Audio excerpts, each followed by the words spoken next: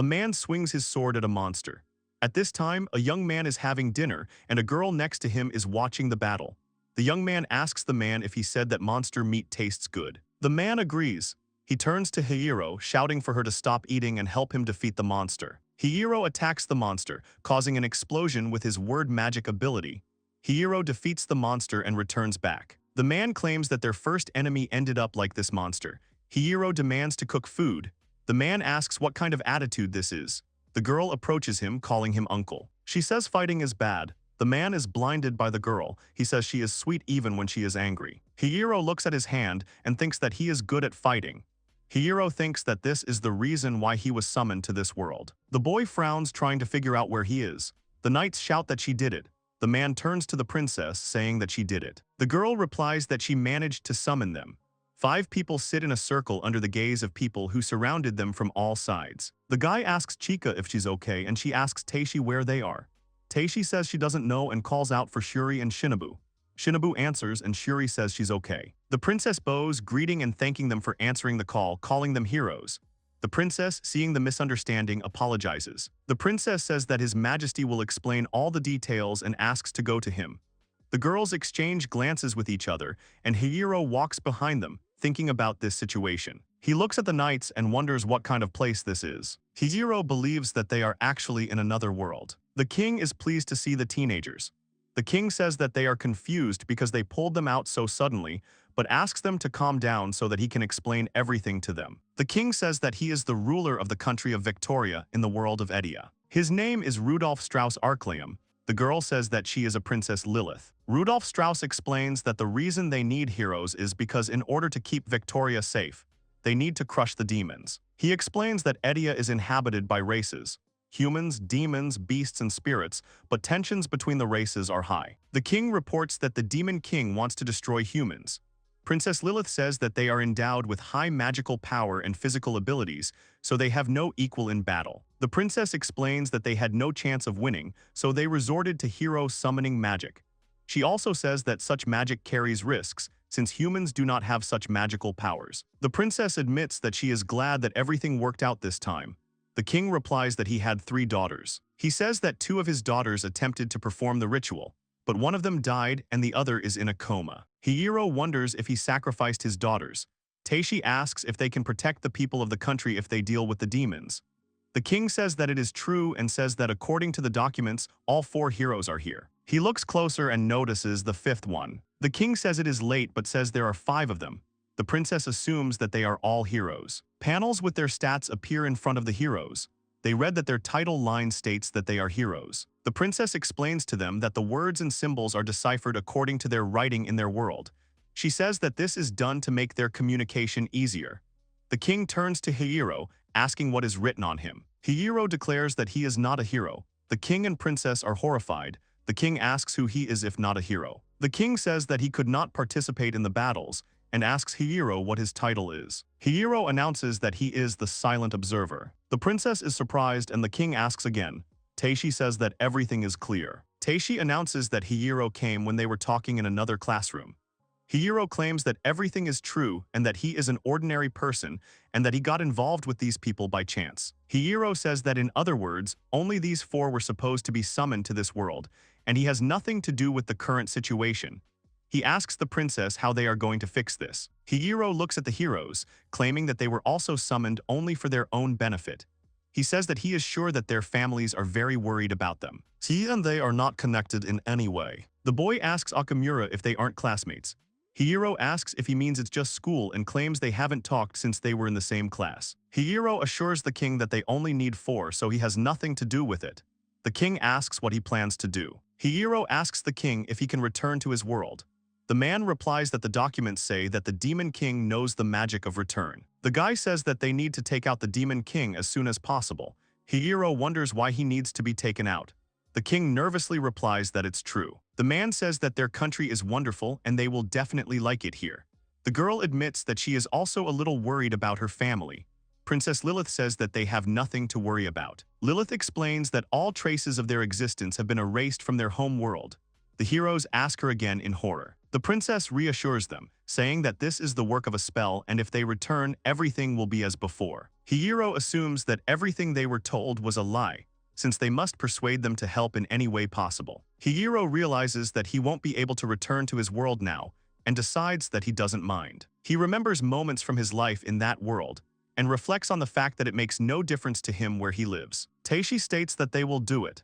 Chika agrees, saying that the four of them have played many MMORPGs together. The king exclaims that they all agree to take on the task. Hiro apologizes, saying that he will go his own way. Hiro immediately refuses, claiming that he has no obligations to this country, so he has no need to fight since he is not a superhero like them. He notes that this world is quite different from his own, and asks the king if it would be a problem for him to spend his time as he pleases. Hiro bids farewell to his classmates, but Teishi yells at him to wait. Teishi grabs Hiro's hand and asks him how he can even call himself a man. Teishi says that the people of this country have bowed their heads, hoping for them. He asks Hiro if he thinks it's worth at least trying to help them a little. Hiro frees his hand and says he doesn't think so. Teishi is surprised by his words and Chika tells him to leave him alone, assuring him that they don't need him. Shuri points out that this may seem like a game, but it is still reality, meaning he will actually have to risk his life. She says that they are all heroes, but Okamura is an ordinary person. He should consider what kind of situation he is in now. Teishi agrees, saying that they will do everything themselves. Hiro replies that he wishes them luck then. Lilith runs up to Hiro and says she's very sorry. Hiro tells her not to worry and leaves. Hiro walks around the city. He decides that, first of all, he should gather information using the basics of RPG. The boy looks at his statistics. He notices word magic. He realizes that he has no idea what this undefined magic is and decides to find out for himself little by little. He believes that he needs money first. He remembers that one way to make money in RPGs is to search through the shelves of other people's houses, but decides that sounds dangerous. He thinks about another way, killing monsters or doing quests. Hiro thinks about what it means he needs to join a guild. Besides, he is not sure that his information about this world is correct. Hiro looks at her and assumes she is a fortune teller. The hooded man approaches him, asking if he wants to know his fate. Hiro replies that he has no money. The old woman laughs and says that she thinks he wants to ask her something. The hero refuses, arguing that he has no money. The old lady points at him, saying that he is from another world.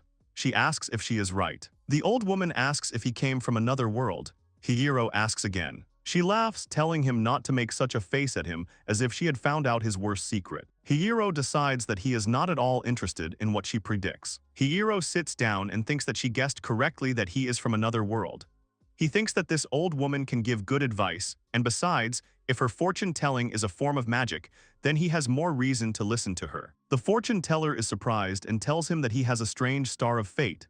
Hiro asks why it is strange. The old woman explains to him that in the hearts of all people there are their stars, and their color, shape, and strength of glow depend on the person. She says that his is dark blue, which suppresses the fiery red emanating from its depths, and its shape is a perfect sphere. The representative admits that she has never met such a strong star, although she has seen many of them. The old woman says that he has already acquired new wings and they will grow wide, strong and warm to everyone and everyone. And those who are looking for such wings will most likely reach out to his light. Hiro stops her, saying that this is unnecessary. He admits that he prefers to be alone. The old woman replies that this is just one of an infinite number of possible futures. Hiro thanks her for the information and says goodbye. She replies that it is not worth it because she is glad that she met a person, a sidelight, whom she has not seen for a long time. The old woman tells that once, when she was very young, she met a traveler between worlds who looked like him. Hiro is surprised and realizes that this is not the first time someone has come to this country from another world. The fortune teller says she's always here, so stop by if you need anything, but next time you'll have to pay. The young man called the fortune teller cunning, and then said that until the next time came he had one more question. He asks her if there are guilds in this world. Hiro comes to the guild and looks around, thinking that this world is like a game. The guild member approaches him, thanking him for waiting. She says that his assignment is already ready, so she returns his multipass. The employee informs him that if he cancels the task for any reason, he will have to pay a cancellation fee of 10,000 regions, and asks him to remember this. He reads his assignment about collecting the lottery plant and decides that if he fails it by dying, he will have more problems than not having enough money. The girl asks if he knows what the lottery plant looks like, and he says he doesn't. The employee is looking for the lottery plant in the book, and Hiro is already losing patience. A guild member tells Hiro to be careful. Hiiro notes that, like the stats window, he can materialize it and make it disappear and finds it convenient. At the Asabit Plateau, Hiiro collected a bag of Laterian plants. Hiiro reflects that this task is easier than he thought. He decides to check his stats window. Hiiro says that he has understood the meaning of magic, but he is curious about what that damaged inscription at the very end means. He decides to give it a try. He remembers the fortune teller's words that magical blood comes from blood, so when he uses magic, he must concentrate on its flow. He realizes that it is time to write the symbol and asks what to write. Hiiro wrote the symbol on the rock, meaning split. The inscription begins to glow and an explosion occurs. The rock was split by Hiiro's magic. The young man approaches the rock, examines it, and says that it is incredible, but it is split into two halves. The rock is restored back and Hiiro looks at his finger, saying that it is a cheat, and it is even better than he imagined. She replies that such things happen. The fortune teller says that magic of indeterminate origin is unique. She wants to ask something, but Hiiro interrupts her, asking what she means by calling magic unique. The old woman replies that this magic is powerful, but only a few people have it.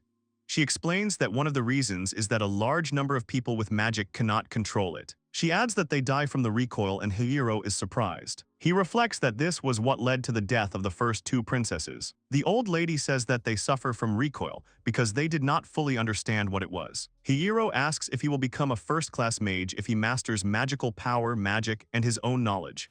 He says that he is truly grateful to that old woman because thanks to her, he can be careful with his magic. The young man notices that 2 uses took away half of his MP, and because of this his body became heavier. He assumes that his high MP is an advantage as a traveler. Hiiro thinks that this is a good thing, but it means that under normal circumstances, thoughtless use can be dangerous. He takes his bag and says that since he is level 1, with his max MP he can use it 4 times and decides that he needs to level up faster. Hiiro hears a rustling sound and looks around, worried if he was seen.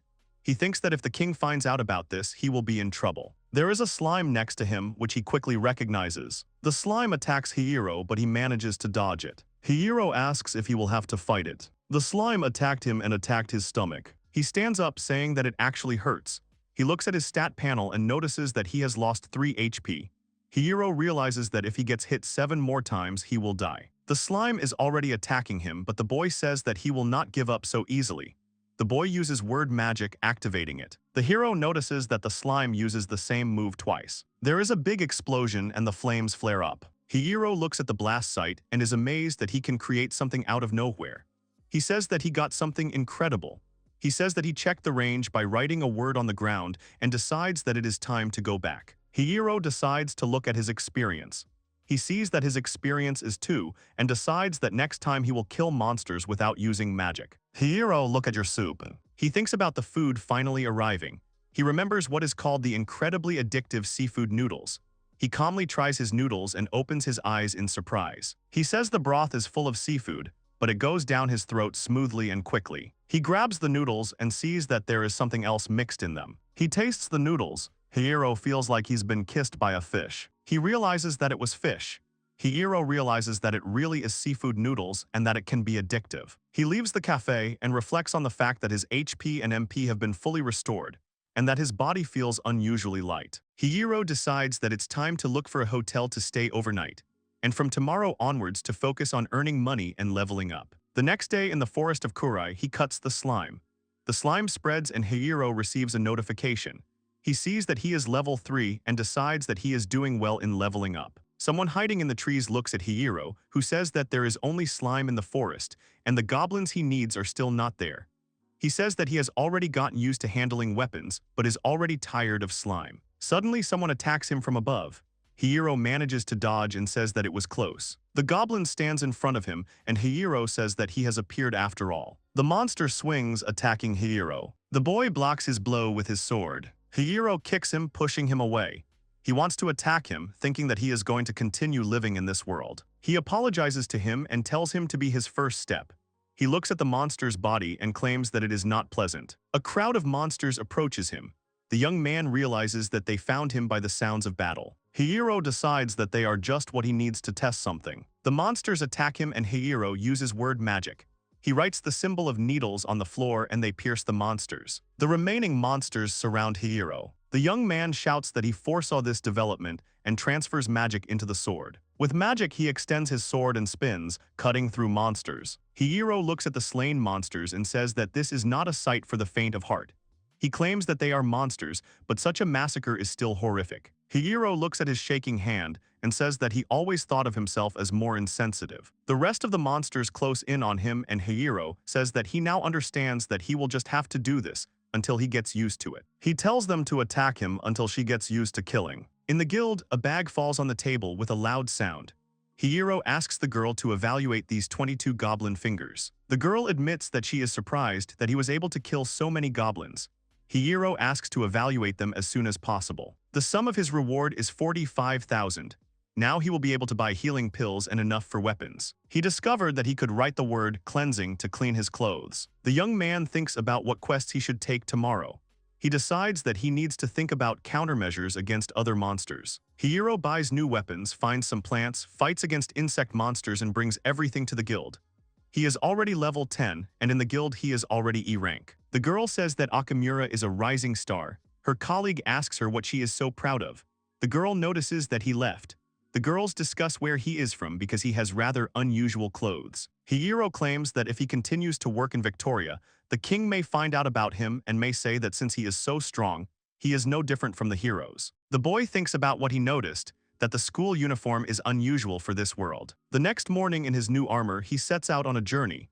He asks himself where he should go now. Hiiro reaches the village and looks at the map, thinking about staying overnight since the border is still far away. The young man walks through the village and notices that the locals are wary of him and believe that they do not like strangers here. A little girl calls out to him. A little girl asks him if he is an adventurer.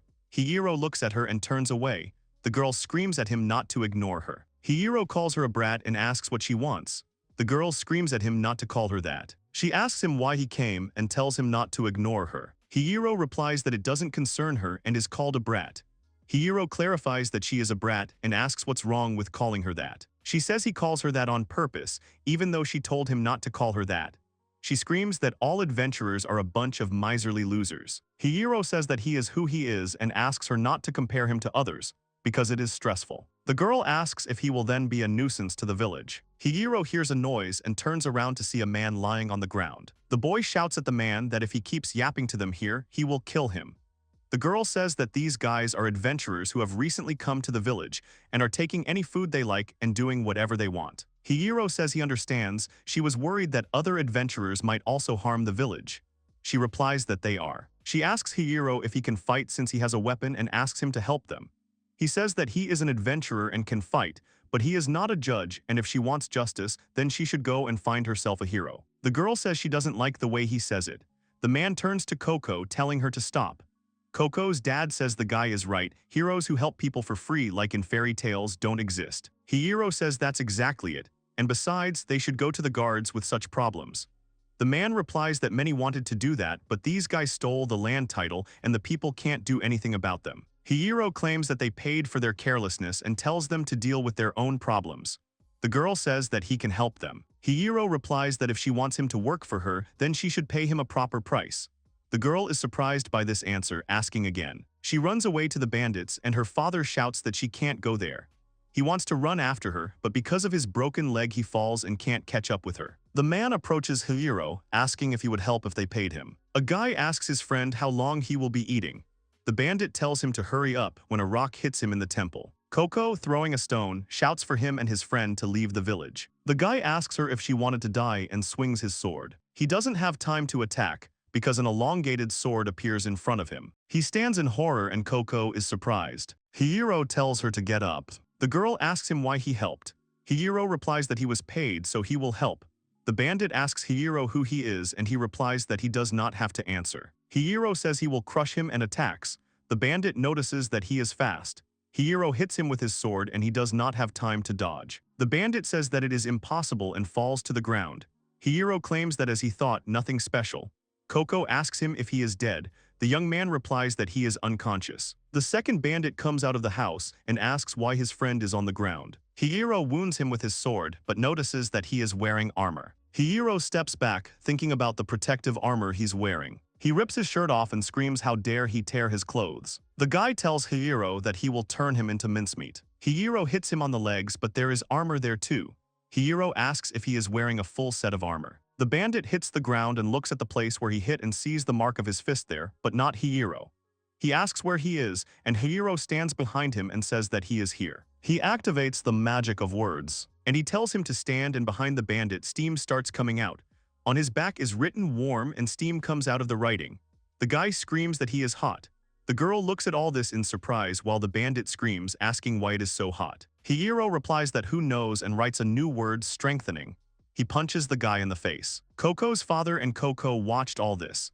The village began to clap and rejoice that the bandits were defeated. Hiiro receives notifications and thinks that even for guys like these he gets experience. Coco's father asks him if he is an outstanding adventurer. Hiiro asks if he is. He assumes that these guys were weak. The man replies that no, because these two are known as the Hario's brothers, and they say that these scoundrels are experienced. Hiiro and the man look at each other as the girl hits the boy. She says that if he was so strong, he should have helped them right away. Hiiro replies that he already said that he doesn't do it for free.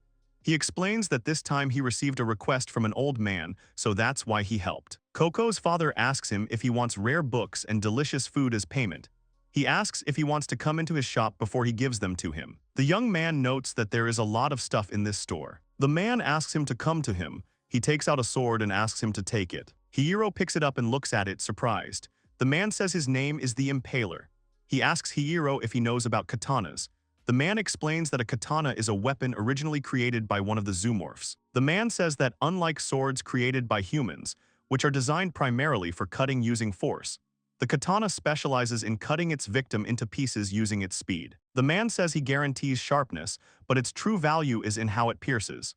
He claims that the way it smoothly pierces its blade only proves its strength. The man replies that he hid it in the basement because his life was in danger.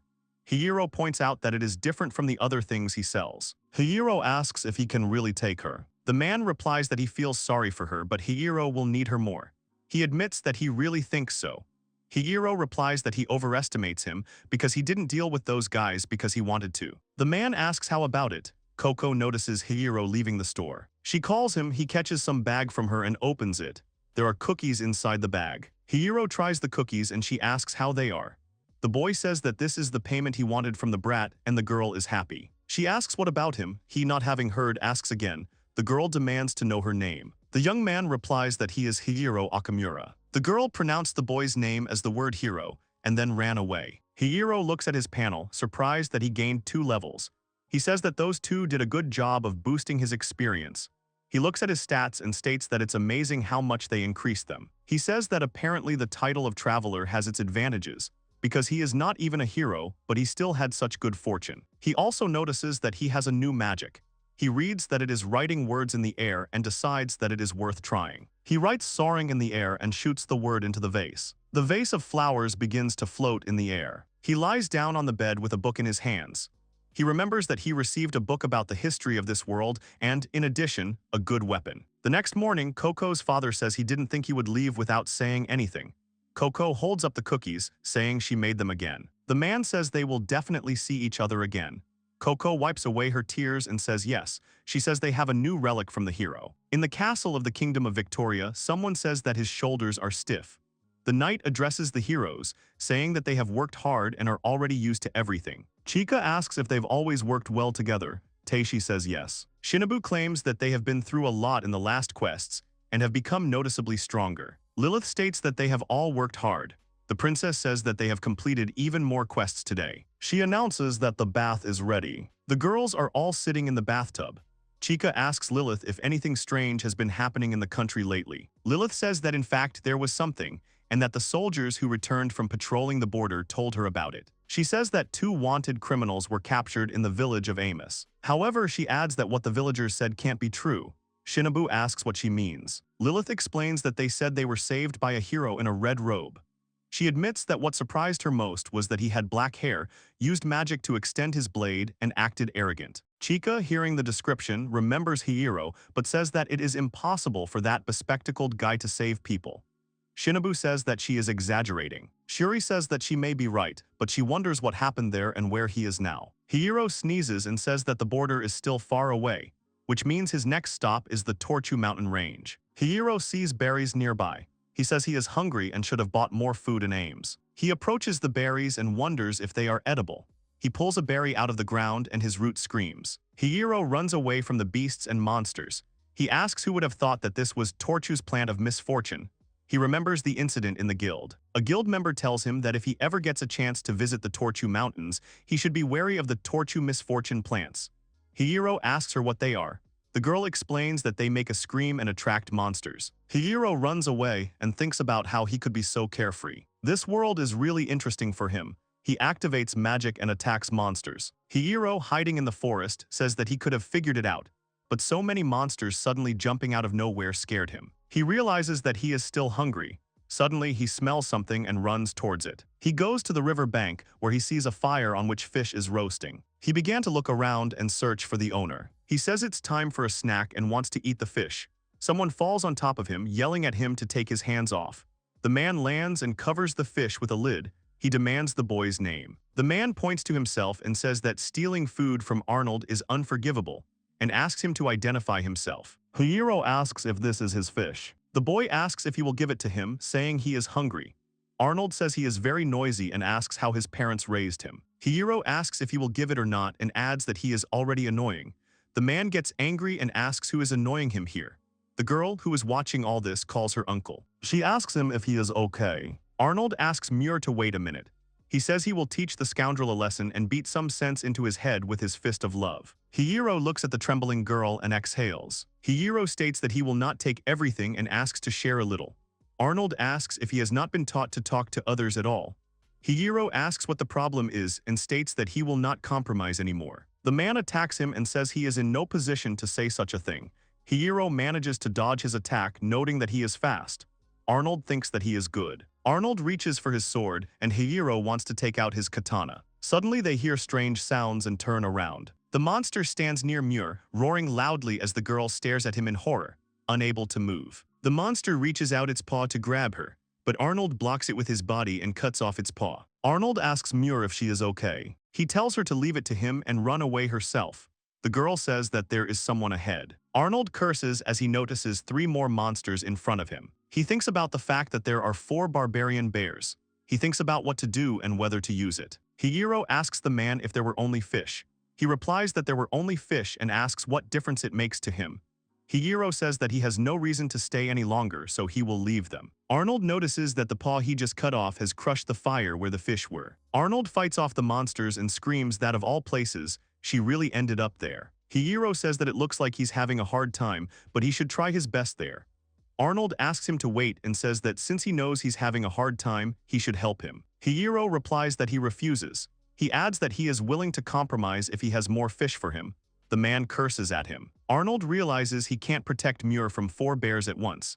He yells that if it comes to this, he'll use his last trump card. Hiiro hears the man say that he will share some of his water dog meat with him, so let him help him. Hiiro approaches him and asks him what it is. He shouts that it is first-class meat, it just melts on the tongue and has a wonderful taste. At this time, one of the monsters grabs Muir and wants to eat her. The bear's paw is marked paralyzed, preventing him from moving, so he lets go of Muir. Muir falls and Arnold runs to catch her, but clearly doesn't make it in time. Hiiro says he caught her. Muir looks at his savior with admiration in his eyes. The girl continues to look at Hiiro. The boy tells her that if she wants to stand on her own feet, then she should get off, otherwise she will end up in the middle of a fight. Hiiro turns to the man and tells him to gather the creatures together. Arnold reluctantly agrees, cursing at him. Arnold tells Hiiro that if he wants to get hit, he should move back. Hiiro waits for Arnold to do as he asks. Arnold prepares to use his move. He spins his sword and uses Wind Explosive Claw, gathering all the bears together. Hiiro says that it is not bad. He muses that he did not feel the use of magic and wonders if it was not her. Arnold asks if it's okay that they're in the air, and the boy replies that it's even better this way. He uses word magic and extends his sword. Hiiro stabs 4 bears that were floating in the air with his extended sword. All the monsters fall to the ground, defeated by them. The boy reflects that this is to be expected from a katana specialized in piercing, almost as easily as piercing tofu. Arnold asks Hiiro how he saved Muir back then. The boy asks him if he shouldn't be more concerned about the safety of the little guy. The man starts yelling, asking where she is. Muir says she is here and comes out from under her cover. She asks if it is over yet. Arnold runs up to her, grabs her by the shoulders and asks if she is hurt. The girl assures her she is not. Arnold calms down, happy that she is okay. Hiiro tells him to keep his promise. Arnold asks what promise he is talking about. The situation escalates and Hiiro reaches for his katana. Arnold asks what promise he is talking about. Hiiro becomes furious and the man yells that he was just joking. The man apologizes to Muir, saying he doesn't want to force her to eat the meat here. The girl says it's okay and he saved her after all. She asks if it doesn't taste better when eaten with someone else. The man makes a loud noise and screams. He hugs Muir, asking why she is such a good child. Hiiro tells him to hurry up, he is hungry. Arnold claims he is something special and says he is starting to cook. Hiiro holds a plate of meat in his hands. Arnold and Hiiro look at Muir, who says that they can now begin eating. The three of them begin their meal and feel something incredible. Hiiro thinks that this meat is gradually melting on his tongue and disappearing completely. Arnold cries and asks Hiiro if it's worth killing for. He says it's a dogfish thigh, the tastiest part of the animal. He also tells Muir that her sauce is fantastic. Hiiro asks her if she made the sauce. The girl, embarrassed, replies that she did. She explains that it is a special sauce made from the alta fruit. The hero said that she tried well. After their dinner, the man asks Hiiro his name. The boy demands that he tell him his name first. The man replies that the adventurer and cook is Arnold Ocean. Hiiro, hearing that he is a cook, says that then it is clear where he got such meat. The girl says she is Muir Caslier. Hiiro asks if she has been kidnapped. Arnold, angry, stands up and shouts that she has not. He explains that Muir is from a village he is passing through and says that the rest is unimportant. He claims that she is now his daughter. Hiiro muses that it seems they had their own circumstances, though he doesn't care. Arnold asks him who he is. The young man replies that he is Hiiro Okamura, an adventurer and an avid reader. Arnold yells that the last part is just his hobby. Arnold says that he thinks Muir laughing is incredibly cute too. Muir states that she is not a little girl and is already 12. Arnold, hearing her words, says that it is for sure and she can already have a child. Muir shouts at him not to say such embarrassing things. Hiiro says that she is probably not what he first thought. The girl begins to blush under Hiiro's attentive gaze. Arnold claims that anyone would be taken aback if a food thief with bad manners and even worse looks appeared in front of them. He states that he is willing to eat garbage to protect Muir. Hiiro says that would completely destroy his human dignity. Hiiro asks if this is one of those jokes that are popular among the beastmen these days. Arnold and Muir are surprised to hear this. Arnold reaches for the sword, asking him how he figured that out. Hiiro points his finger, telling him to look there. Arnold looks over and sees that Muir has a tail. Hiiro asks if one of the beastmen's features is the tail. He also notices the hat she is wearing. He asks her if she wears the hat to hide her beast ears, another feature of the beastmen. Arnold says he is right and the baby is a beastman, but he insists they did nothing wrong. Arnold bows and asks him not to tell anyone about this.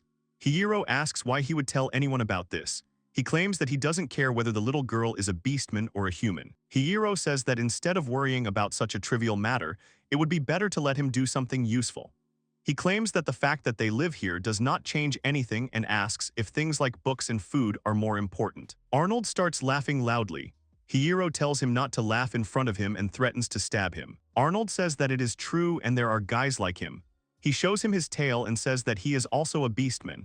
He says that they are going to return to the beastman continent, which is just beyond the border. Hiiro closes the book and remains silent.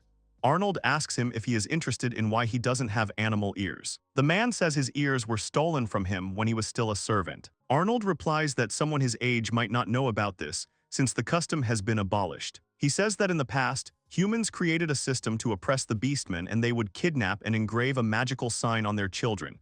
And if they tried to resist, it would cause them unbearable pain. He explains that his ears were cut off before being sold because they caused a bad situation.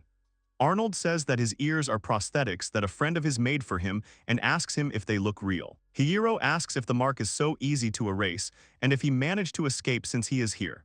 Arnold replies that the mark automatically disappears when the owner dies. He says that he did nothing and a sympathetic person saved them. Hiiro states that in their place, he would have taken revenge on the people in the most sophisticated ways. Arnold says that he is happy now and that is the most important thing. He apologizes for forgetting to ask what he is doing in such a place. He asks Hiiro if he has a mission. The boy replies that he is crossing the border just like them. Arnold asks him why a man would go to the Beastman continent. He replies that it is because he wants to and because the world is in turmoil. But he doesn't care at all, he does whatever he wants. Hiiro addresses the girl, calling her shorty, and asks if she is going to take off that hat. The girl is silent and he asks her if she wants to. The girl hesitantly replies that she will. Muir takes off his hat. Hiiro looks at it and thinks that it is a good sign that he managed to meet the Beastman so soon after coming to this world. Muir says that it embarrasses her, and Arnold looks at the guy with irritation. Arnold says that's enough talking. He claims that fate itself brought them together. He offers to go together since they are heading to the same place and assures them that he will take them there. Hiiro says he is wrong. Hiiro gets up and leaves, saying he should have politely asked him to follow him. The man cursed at the guy. Arnold admits that he is interested and asks him what level he is. Hiiro asks why he is interested. Arnold claims that his physical attributes are quite high for a human, and his thirst for killing is decent, but he can't help but feel that he lacks experience. Hiiro asks what level he is and decides to check it with his magic. Arnold replies that he is level 31. Hiiro reads Arnold and Muir's character references and realizes that he is not lying. He reads their titles and thinks they are tasteless. Hiiro says he's level 23. He thinks he still can't trust them completely, but traveling with them for a while might be interesting. Arnold exclaims that he is better and won. Hiiro assures that level is not everything. Arnold asks if he wants to admit defeat, and the boy offers to test it. Arnold agrees and follows her. Hiiro says he managed to escape this time. Arnold makes a face at him and says he's lucky. Muir asks them not to fight anymore, and Arnold immediately agrees. Muir says he's not a little girl. They enter the village and say in bewilderment that not a stone has been left standing of the village of Wando. Arnold asks a villager if something is wrong. The man replies that it is all because of the beastmen that have gone berserk. Arnold asks why some beastmen went berserk. The man explains that they got into a fight with a strange group of humans because they wanted to arrest them and told them to be obedient. He says it was an unreasonable demand, but they immediately attacked them when the beastmen refused. Arnold asks what happened to those beastmen. Arnold and Muir stand at the grave of those beastmen. He wonders why this happened. He asks what that group called themselves. The man replies that they called themselves the Beastman Cage. A frustrated Arnold and Muir sit on a bed in the inn. Hiiro reads a book on another bed and looks in their direction. Arnold starts screaming. He says he can't do anything sitting there looking sullen because it's not his style. Muir claims he scared her. Hiiro says he doesn't care and asks him not to shout so suddenly. He says he was almost ready to call the doctor and tell him he's gone crazy. Arnold laughs, saying that for some reason his snapping today is actually invigorating. Hiiro asks if he is a masochist, and the man tells him to shut up. Arnold asks if he wanted to say something. Hiiro says he just wanted to ask how long it will take them to get to the border. The man says he's not rushing too much and maybe they should slow down. The man suggests continuing in the same spirit and dealing with problems as they arise. Hiiro asks if he is being too optimistic. The man replies that it is his principle not to take everything to heart. He assures that he is in a completely different situation when it comes to Muir, and then he will destroy everything in his path. Hiiro asks if he is flaunting his title. The man shouts that it is not true. Muir tells Hiiro that he is rude and that she is not a little girl anymore.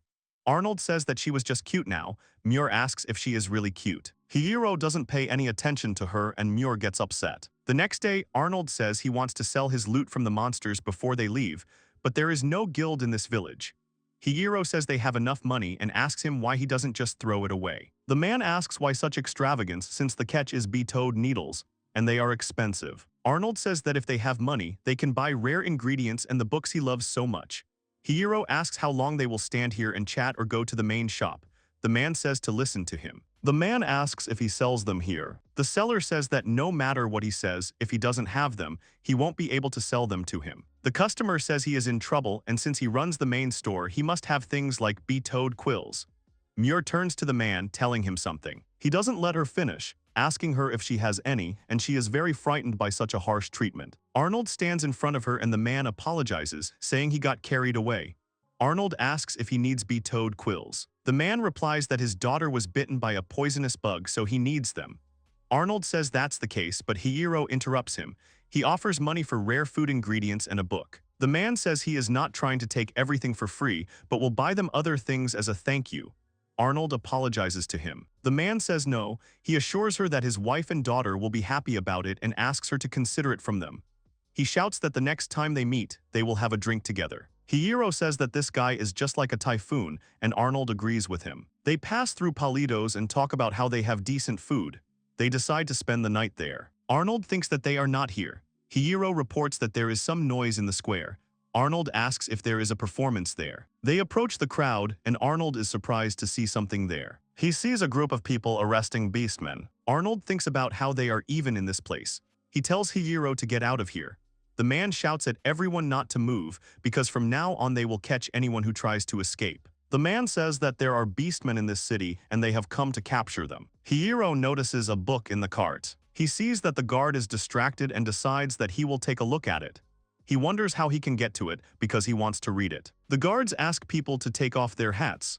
Arnold tells Muir that everything is fine. The guard dismisses another man and approaches Arnold and Muir.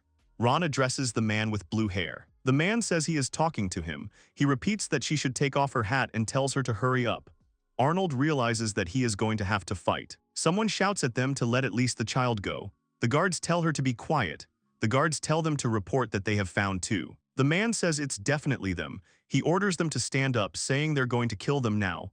Arnold thinks about why this had to happen. The boy says that this girl has a tail and points at Muir. Arnold, the guards, and Hiiro turn their attention to her. The guards tell them not to move and advance towards them. Muir apologizes to Arnold, but he tells her it's not her fault and they need to escape. The man with the bandage says that protecting the beastmen is not the best thing to do unless he wants to die. Arnold wonders if this is their leader. He thinks he is on a completely different level. Hiiro wonders what he should do because the old man hasn't figured it out yet and he's clearly going to fight the guy with the bun and the other guys. He thinks that if they were carefree he could join in and do it, but surrounded by such a crowd of people, there is no chance to use the magic of words. Arnold asks the man what he is talking about, because it doesn't matter whether you are a human or a beastman, all that matters is that you are alive. The man replies that there are very few beastmen, but that does not mean they are worth hating less than demons. He says that their very existence is disgusting. Arnold starts to get angry, but the man continues to say that he is sickened by the very fact of their existence. Arnold attacks him, telling him to stop talking nonsense. The man defends himself by saying he has seen this before. Arnold shouts that he will never forgive him. Muir calls for Arnold. She is grabbed by other guards and taken somewhere. She calls out to him in tears, and Arnold screams for her to be let go. The man hits Arnold and he loses consciousness. He says that he shouldn't throw away his life so easily if he is a human being and leaves. The man decides to put her in a cage and send the mother and daughter there too. Arnold wants to stop them, but he can't even get up. Arnold calls Muir cursing. Hiiro looks at Muir's hat and says that he doesn't like this attitude. Arnold yells, asking again if 2 hours have passed. Hiiro claims that he slept too long. Arnold gets up and leaves. Hiiro asks him where he's going.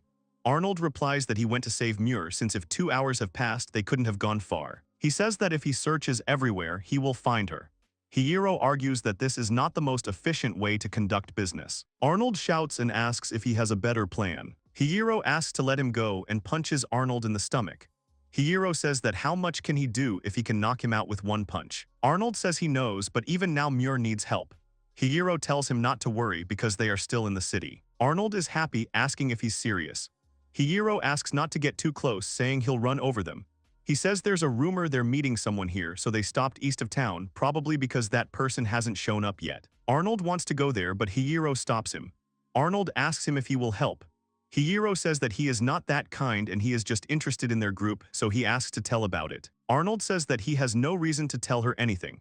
He asks how she plans to pay him for dragging him like a dead frog all the way here and giving him information. Arnold says that he will keep it short, so listen carefully. He explains that the organization is called the Beastman Cage and that their goal is to either drive them out or turn them into servants. He says that they patrol the continent and will act according to principles. Arnold says that he was caught once too, and it was when he was forced to be a servant. He says that they are all strong, or should be strong, to fight the Beastmen, who are physically stronger than normal humans. He asks Hiiro if he is not uninterested in all the other humans and what caught his attention this time. Hiiro replies that he was not interested in them, but in the book they were holding. He mumbles that they picked her up while they were traveling across the continent. He says he wants to see them all. Arnold asks if he can go now. Hiiro thinks that he can go separately from them, but they can give him information about their continent. He also reflects on how Arnold's cooking is surprisingly good. Arnold asks what now, saying he needs to hurry. Hiiro thinks about that book. He thinks that it won't be easy to help them, but if he steals the book on the sly, his conscience will be clear because they are hunting beastmen. Hiiro suggests that Arnold steal the book. He agrees, then corrects himself, saying that he meant to say Muir first. Muir is crying in one of the carts. She remembers Arnold and wonders why she always gets in his way. She apologizes to him and suggests that he would be better off without her. She hears a girl asking her mother if they are going to die. She asks her if the beastmen are really that bad and if they just look a little different. Her mother apologizes, saying that if only she had not insisted on visiting this city, then nothing would have happened. The woman turns to Muir, saying that she is very sorry because she got caught because of them. Muir replies that it is not so. The girl also apologizes to her. Muir wipes away her tears and thinks that she can't cry now. She thinks that she has to repay her uncle's kindness, and if she says that it would be better if she were gone, he will be upset, and mom and dad will be angry too. Muir says she is scared too, but it is okay. She explains that there is a hero in this town and he will definitely save them and asks her to believe in him. The girl is happy to hear about the hero. She says that she believes her. Muir asks if Arnold will come to save her and says that Hiro may or may not come. At this time they run to her, Arnold to save her and Hiro for the book. The man greets Sir Apuro, saying that they have not seen each other for a long time. The man says that he always carries out his orders. He assures that there is no need for formalities. The man asks if they think it's too hot in here. The squad members think it's him. Sir Apuro asks if he can take a quick look at the merchandise. False asks him to go to the carriage. He opens it and shows him who is inside. The man rejoices and reaches out his hands to them. He says they are real beauties. He states that he is always pleased with his work. Falls replies that he is flattered by his words.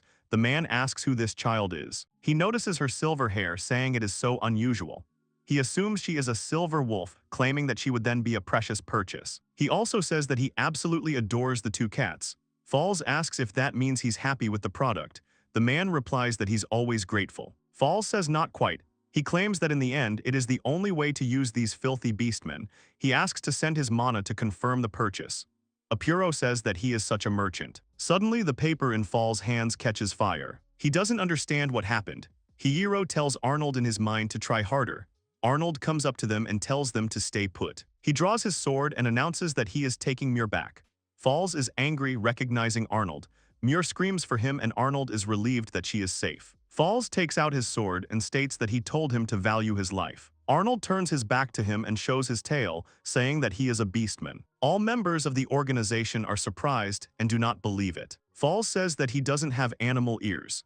Arnold explains that they, the people, cut them off, and at that moment he thinks about how he got their attention. He points to his ears and says they are prosthetics. She wonders what the rest of it is on Hiro. At this time he creeps up to the wagons. Hiro, hiding himself with his magic, approaches the carts. He thinks that Arnold did a good job and everything is going according to their plan. He finds the book he wanted. He reads that it is Gourmet's Journey, Magic Structures, and thinks that it is not bad. He notices another one called The Best in the World, Big-Breasted Girls. He dropped it and decided to take the remaining books. He writes the word light on the bag and throws it into the grass near the carts. He reflects that using two words with the same effect at the same time is impossible and that this word will last for another minute. He thinks that he did the right thing by moving it with the word send. Fall says to raise only he is a beastman. He asks Sir Apuro if he needs a beastman man as well. He says no dirty men. Fall says that in their time there are no buyers for beastmen, a man, and if someone is to blame, then let him blame himself for being born a beastman. Arnold says that this time he will not lose. Fall states that this was said by a representative of a race that can't even use magic and swings his sword. He says he won't even use his hands. His subordinates use magic on his orders. Falls gives the sign to release fire, and they attack him with fire magic. Arnold uses his skill Explosive Windclaw to block their attack. Falls is surprised, asking if this is the art of trickery. He says it is not bad but wonders how long he will last. Arnold shouts that he will take him too. Falls smirks and tells him to try if he can. Arnold wants to attack him, shouting that he is a coward.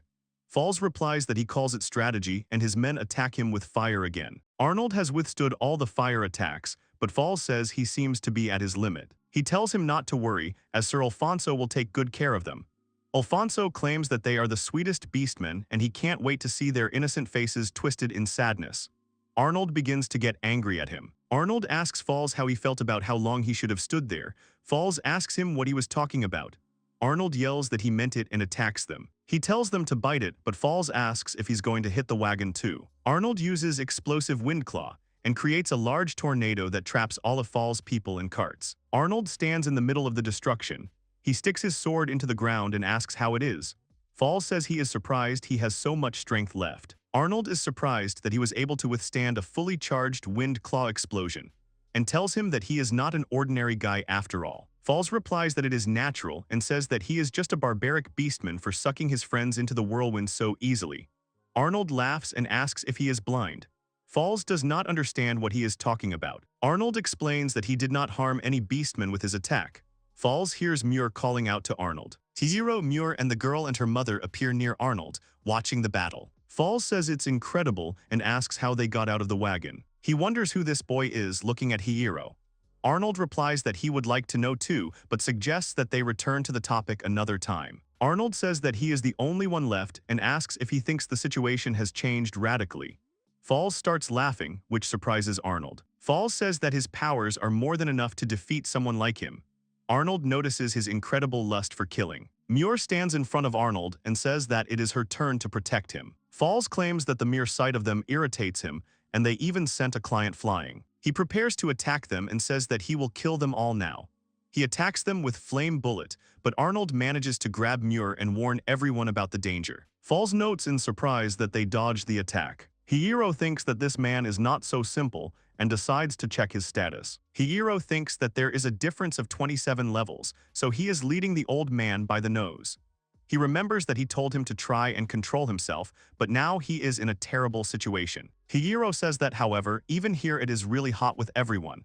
He notices something and screams shrilly. Arnold and Falls are distracted by his scream and look in his direction. Hiiro looks at the ashes that remain from his book. He falls down next to her. Hiiro takes her hands, but she crumbles right in his hands. He looks at his empty hands and starts laughing hysterically when Arnold calls him. Hiiro looks at Falls and asks how dare he burn his books. Falls doesn't understand what he's talking about, and Arnold points out that these aren't his books. Hiiro stands up, preparing to attack, and asks Falls if he is prepared for the consequences. Falls asks what he is talking about. Hiiro uses magic for speed and in an instant is at his side attacking. Falls says that this guy is not on their level. He swings his sword at him, but he dodges and comes from behind, attacking him in return. Arnold asks what's wrong with this guy since he's so fast. Falls says with a smile that he still ends up behind Hiiro, attacking him with his sword. Hiiro fails to dodge and falls to the floor. Falls says he was simply returning the favor. Hiiro, noticing the eye without the patch, wonders what's wrong with it. Falls asks if that ridiculous eye bothers him.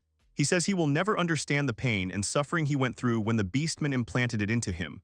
Arnold, surprised, asks if it was the Beastman who did it. Falls reveals that the agony soon turned to hatred and attacks Hiiro. Falls, while fighting the young man, says that she will never disappear, and this is the simple reason why he will never forgive the Beastmen and truly hates them. Falls punches Hiiro in the face so hard that he flies back. He says that this is the reason.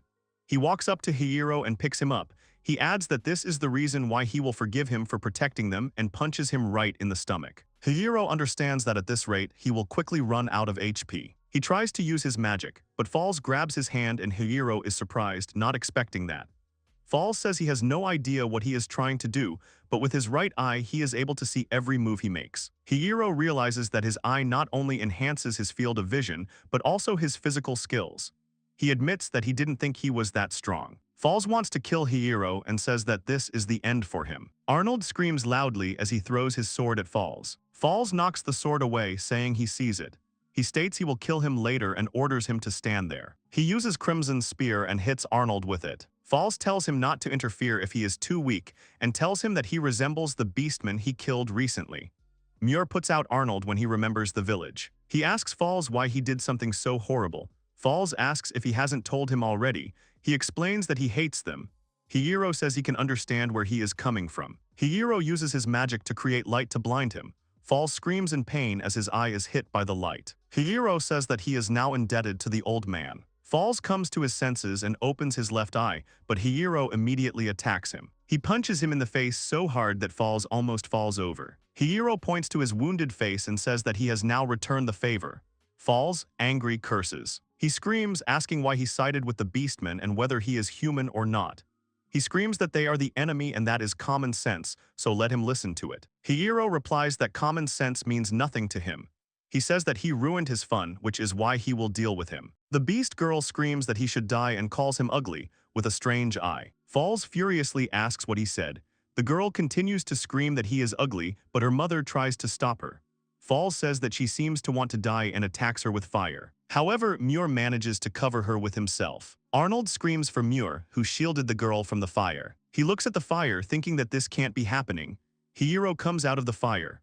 Arnold and Falls, noticing this, are surprised. Hiiro pulls the girls out of the fire and tells them that they are in the way, so let them go. Muir notices that his hand is burned and calls out to him, pointing it out. Hiiro says that it was only grazed and nothing serious, and orders him to run away. Muir thanks him but is very embarrassed.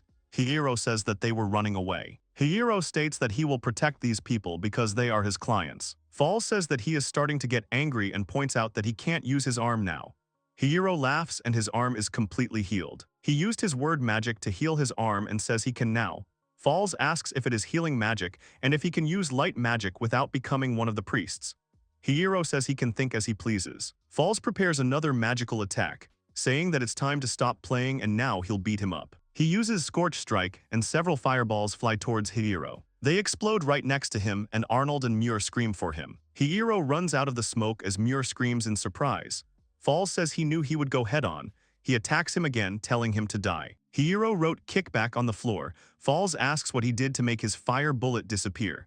Hiiro tells him to watch his feet better. Hiiro writes glue on the floor and Falls doesn't understand what he's doing. Falls can't move and asks what it is and clarifies whether he can use earth magic as well. Hiiro swings and says that he wonders what that could be and hits him in the face. The man shakes in pain as Hiiro says that this is the first volume of Gourmet Travel Report across the continent.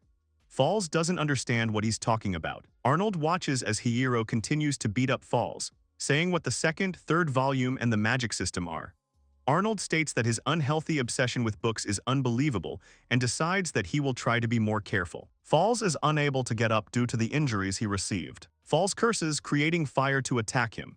Hiiro asks if it would be fun to take down a fire mage with his own element and uses word magic. He writes burn in the air and uses it on Falls. Hiiro says he must learn his lesson about who to choose as opponents. Falls asks him to wait and who he is. Hiiro asks him again. Hiiro replies that he is a unique cheater. Falls, dying, says that he will remember his face and looking at Arnold and Muir, adds that they will too. Hiiro asks if it's true and says that he is now completely naked. Falls screams and Hiiro leaves, calling him bad. Falls screams that he will never forget this. Hiiro picks up a rock from the ground and throws it at him, telling him to shut up. Hiiro claims that he is definitely a firebender, as he has held up so well and suggests that this is why he has such a strong resistance to fire. He tells Arnold that they need to enter the city before a crowd of people comes running. The Beastwoman thanks them for saving her and asks how they can repay her. Hiiro replies that there is no need, as it is only part of his order. Arnold thanks Hiiro, saying that he really helped. The young man replies that it is more important that they do not forget about the exquisite ingredients. Arnold ponders what would have happened if Hiiro had not helped and wonders who he is. He thinks that he has high physical abilities and unusual strength for a human. He decides to ask him what he writes using it. Sir Alfonso runs towards them, shouting for them to wait, declaring that he will not let them leave. The man claims that the Beastman cage will bring reinforcements and they will not be able to escape. He says that this time they will do him a favor by doing him one last favor. Arnold laughs, asking what she is supposed to be. Sire replies that it is obvious. He states that he will play with this body until he is completely satisfied, especially with her ugly Beastman body. Sir Alfonso asks the man who approaches him who he is. Arnold recognizes him and is surprised, asking if he is Rav. Rav grabs Sir Alphonse, telling him to listen. He says that this is a divine, beautiful woman and a charming, beautiful daughter. He hits him and shouts that they are his dear wife and daughter. Everyone watches as Sir Alphonse flies away from his blow. Arnold, Hiiro, and Muir are surprised by this statement. A couple of weeks ago, a wounded man says he's screwed. He spots a house in the woods and figures he'll rest there. He realizes that he is losing consciousness and is already starting to stagger. He hears someone asking their mother if he is okay, and the woman replies that they did everything they could. The man falls down, not understanding what is happening. The woman asks if he is okay, and the girl exclaims that he has woken up. The man, seeing them, blushes. The man says that he then launched a violent attack and they got married. Arnold says he never thought there would be a person who would offer something like that to the Beastwoman. Rav says that he is still glad that they are safe. The girl replies that the Hiro-san saved them. She turns to Muir and says that the hero brother really came, as she said. Muir replies that it is true, but she thinks that she did not mean Hiiro but spoke of her uncle. Rav says that he is once again grateful to the three of them and asks their names. Arnold gives his name, says that the girl's name is Muir, and the shameless antisocial personality is Hiiro. The young man thinks that this is not how they are presented. The girl bows and thanks Hiiro and Arnold, calling him uncle, which annoys him. Arnold says that Muir calls him that too, so it's okay, but he's still young. Hiiro replies that he's an old man, and Arnold angrily asks what he said. Arnold and Rav turn around at the loud noise and ask what it is. It turns out that the sound is coming from Hiiro's stomach. The boy says that he is hungry. The beastwoman says that she will then demonstrate her abilities so that she can show her gratitude and pay the fee. She asks Yuru to help her, and Muir says that she will help too. Arnold says a cook like him can't just sit and watch. Rav says he'll go on patrol then. Chika says that the red-cloaked guy is really energetic. Shinobu replies that saving a beastman child is a noble deed, and Shuri asks if he was like Okamura, judging from history. Chika sarcastically asks if Okamura, who acted like an outcast, destroyed the beastman cage. She says no way. Shuri asks if Chika really likes Okamura. Chika says that it's obvious that she doesn't and asks if there's anyone who might like him. Shinobu says that it's still interesting and if Okamura-kun saved. Chika and Shuri start discussing something between themselves, and a person passing by says that they are talking like manga characters. Hiiro's eyes widen at the sight before him. The woman says that to make the clover rat meat tasty, she made a sauce for it and added sweet and salty rice with thin pieces of fruit. She tells them to eat as much as they want because she has prepared enough food. Everyone thanks the food and starts eating. Rav tells Arnold to take a look. He says that when Yuru is around, she is just like an angel. And Arnold replies that he is wrong and the girl next to her is much more like an angel. The woman asks them not to make a fuss, saying that they are both cute. She asks if there are any more questions. Rav says that cuteness is justice, and Arnold claims that Muir and Yuru are both angels. Yuru addresses Hiiro, saying that he is strong and cool. She asks if she should become his bride. Muir nervously asks if it is too early for her to become his bride. She replies that she is her mother's daughter, so when she grows up she will be a fine woman. Muir shouts at her to wait. Rav asks Arnold what he should do to keep Hiiro away from her. Arnold tells him not to worry, as they are leaving soon, so his daughter will be fine. He states that the only one who should be worried is him, since he is traveling with him, and admits that he is jealous of Hiiro. Hiiro muses that it is a pity about the books, but he has delicious food, so it is an acceptable substitute. They say goodbye to each other. Arnold asks Hiiro to talk for a while. He asks if he really intends to stay with them. Hiiro asks what he means. Arnold explains that what happened attracted the attention of the Beastman cage, so they will pursue them. He says that they can outrun them and ambush them at the border, so crossing it will cause problems. He adds that it is their fault that he was dragged into all this and admits that he is ashamed. Hiiro replies that it does not matter. He says that he does not like to blame other people because he decided himself and he foresaw the possibility of persecution. Hiiro adds that he told him that he was heading towards the border, so this trip would be excellent payment for him. Arnold is touched by Hiiro's words. The young man asks him why he is whining and suggests that they go on a journey. Hiiro reflects that it is also his debt for helping him in a difficult situation, and if they part, it will only be when they become equal. He decides that such a journey should not be boring. He hears someone wanting to tell him something.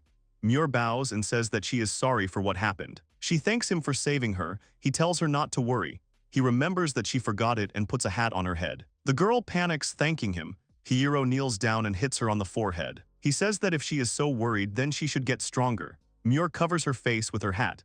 Arnold asks her if she is okay. Hiiro tells him to hurry up and asks him who will put up with him. He yells that he made him angry. Hiiro tells him to shut up and Arnold asks what he said. Muir laughs as he watches their argument. She catches up to them and thinks that now it will be fun. At Mount Ron they bathe in the hot springs. Muir tells them not to look at her like that. Arnold tells Muir that she is so sweet, calling her his angel. At this time, someone falls from the cliff. Someone falls into the water, surprising Arnold and Muir. Arnold asks if it is a person. Muir says that either way they have to get him out and he agrees. The man lies unconscious and Muir notices that it is a girl. She examines her and then compares their bodies and becomes upset by the difference in size. Arnold touches her face, telling her to wake up. Muir addresses him with a questioning tone and Hiiro asks if the crime is in full swing. Arnold replies that it happened naturally and all because the cheek was soft. Hiiro tells him to move and claims that his excuses make him seem more guilty than he already is. Arnold swears, yelling at Muir that things aren't as he thinks. Hiiro decides that writing "wake up" will do. The girl suddenly bites his hand. After she wakes up, the girl apologizes for biting his hand. She turns to Hiro, and he tells her not to address him so familiarly and calls her Antenna Girl. The girl says her real name is Vinka, but they can call her Vi. The girl falls to the ground and Arnold asks what is wrong. Vi replies that she is hungry. Muir asks if that is why she fell. Muir says that they are on their way to the top now, so they might as well catch some crabs. She starts to say something else, but is interrupted by someone asking if they are tasty. Arnold replies that they must be delicious. Muir asks Vi if she is traveling alone. Vi replies that she is and that she is looking for whoever did this. Muir asks if it is a dagger. Vi replies that it is a spear called the Victory Maiden's Bone and makes it longer. Muir exclaims that this is unbelievable and asks who did it. Vi replies that it was her dad, and Muir asks if it was her dad who did it, and Vi confirms it was. Vi shows her ears with her hands and says that she looks like this. She asks if they have seen him. Arnold asks if her father is a beastman and apologizes, saying that he has no idea. Hiro asks if her parents are beastmen and notes that she doesn't look like them. He asks if they are her bloodline and she says yes. Vi explains that she takes after her mother. Arnold says that Vi is a half-breed. Vi asks if it tastes good. Hiro asks if being a half-breed means he won't have animal ears. Arnold replies that's not true at all. He explains that the mixed blood of a human and a beastman means that the child resembles the human parent. But when he is born a beastman, his entire body will become like that of an animal. Vi asks if they are scared and Muir asks again. Vi explains that when she tells the Dugs about her beastman blood, they get scared and call her a monster and taboo. Hiro asks why it is taboo, and Arnold replies that she will not be able to use magic and martial arts developed by the Zoomorph race. He explains that each race cannot do something that the others can, and being heretical beings, they are seen as taboo. Arnold shows his tail and Muir her ears, and he says that they are not afraid of her at all because he and Muir are beastmen. He asks what the taboo means, if it is not only that she has no powers. Muir says that Vi is not a monster or taboo at all. Vi stares at Hiro and he asks what she wants. Arnold says that this guy is much more open about this than them and tells what he said when he found out they were beastmen. Vi says he is smiling and Hiro says it doesn't matter. Hiro says he is hungry and demands Arnold, calling him bad, to hurry up and take him to the top. Arnold yells at him to stop calling him that. Vi says Arnold is like a little girl. Arnold asks if he can see that Vi has gotten it all wrong now. Muir tells him to calm down. Arnold grabs a crab and says that one has already been found. Hiro talks to Arnold, asking if he said that finding one of them at this spring is a good sign. Arnold explains that cow crabs are timid creatures and rarely come out of the water, and to top it off, they have excellent camouflage. He admits that he doesn't think they'll find them that easily. Hiro is dissatisfied and asks what they should do then. Arnold says they will use his magic. Hiro kicks him into the water. Arnold, completely soaked, curses.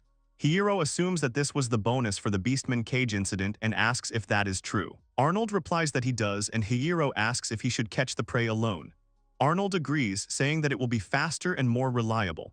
Vi remarks that Hiro is scary. Arnold says he hears something and Hiro demands he not avoid answering, but the man assures him that he is serious. Suddenly something emerges from the water and throws Arnold into the air. Hiro asks if this is the leader of the cow crabs. Arnold yells that it is a gathering of crabs. Hiro asks what this means and he explains that when cow crabs are scared, they gather together and use their camouflage to look like one crab. Arnold says that they were hiding in the river when he fell in and assures them that they have no choice but to fight. Hiro sarcastically replies that it is such a grief and tells Muir and Vi to go down. The crabs attack and Hiro asks if they are hydraulic cutters. He says that under normal conditions they can go through steel. The young man claims that he is sorry to say this, but it doesn't work on him. Vi runs past him and he calls her Antenna Girl. She cuts off his claws and landing on the ground declares that she will help. Arnold yells that Vi is really good and Hiro says that he thought the spear was just for show.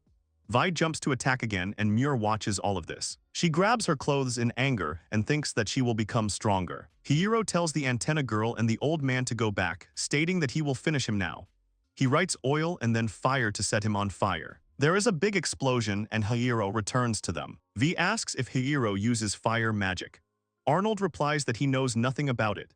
He explains that Hiro does not pronounce any words of power, but simply draws some incomprehensible words, and the capital is beyond his understanding and is a unique magic. Vi says Hiro is amazing. She asks him if he used oil and he says yes. She explains that she can smell it. Arnold tells Vi that she did a great job for discovering it.